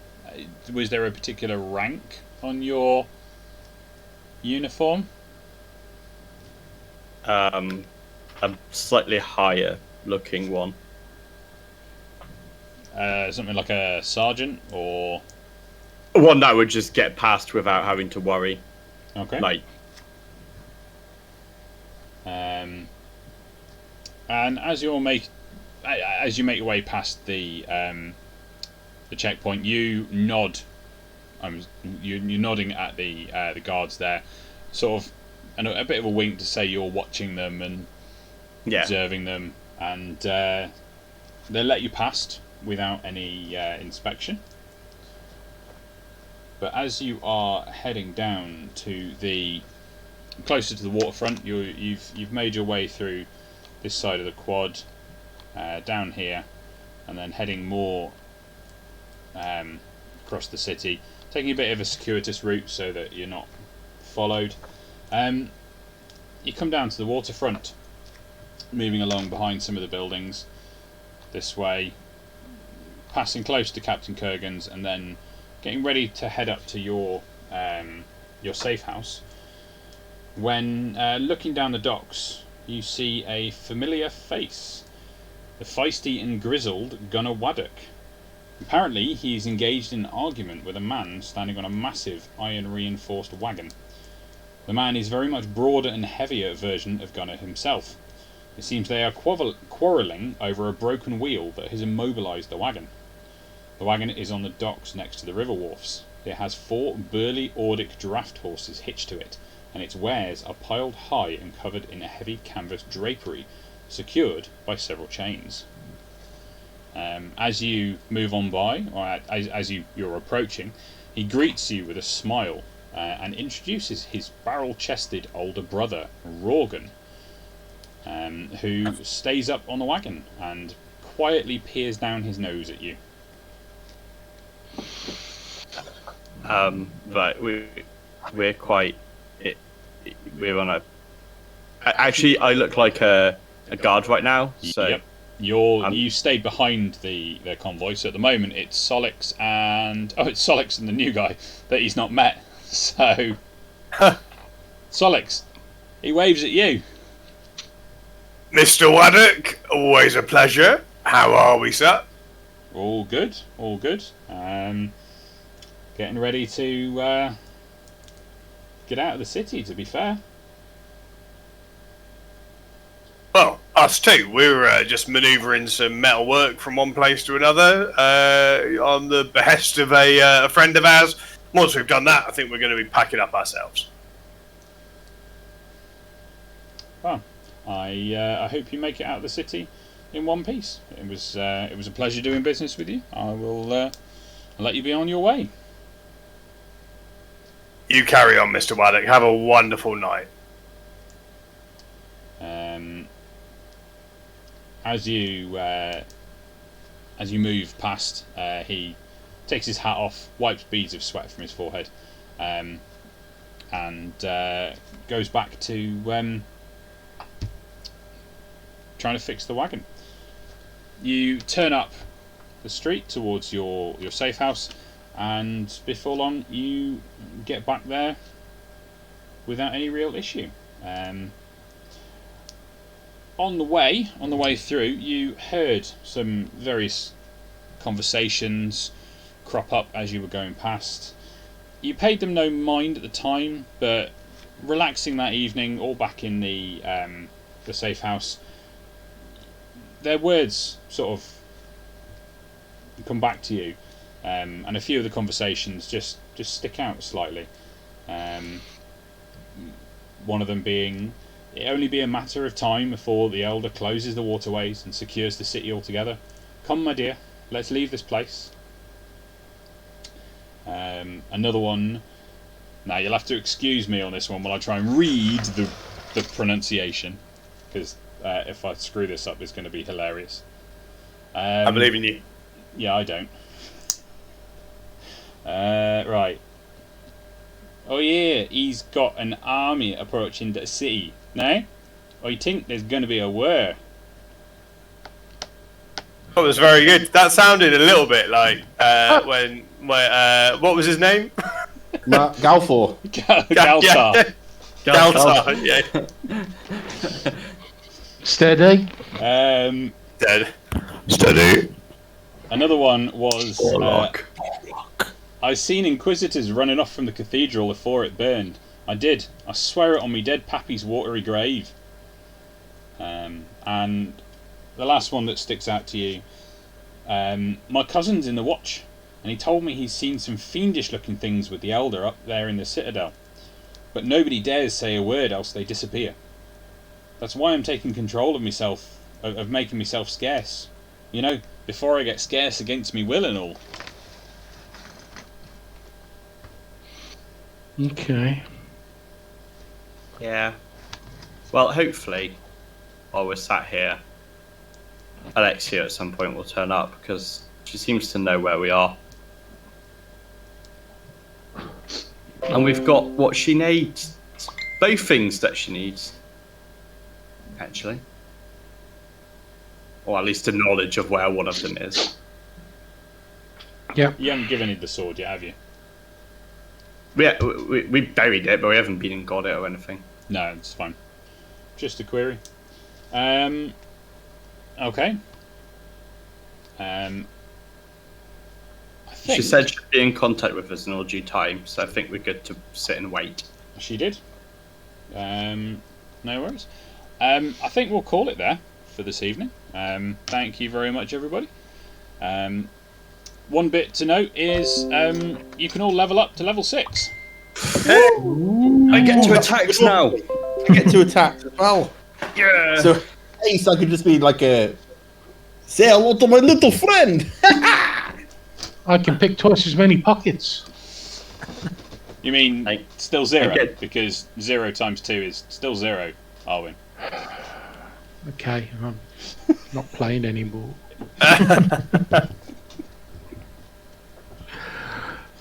So Acquisition thank you expert. very much, everyone in the chat, for hanging with us. And please come back next week, where we will jump into Act 2 of the Legion of the Lost Souls. And I Good will job. be picking pockets, even if they don't want me to. I can't wait to see what Arwen gets up to later on. I really can't, given that I know what's coming. So I need a bag of holding, I think that's what I need. thank you very much, everyone, for tuning in. Don't forget to complete that game on Sunday. on Sunday. Yeah, sorry, my Streamlabs just froze and I thought it had just cut us off, but it hasn't. Yeah, to complete that game on Sunday at 8 PM, and we will be here again, with any luck, next Friday at 8 PM too. See you guys next time. Thank you for watching. Bye. Thanks, guys. Bollock. Bollock. Bollock.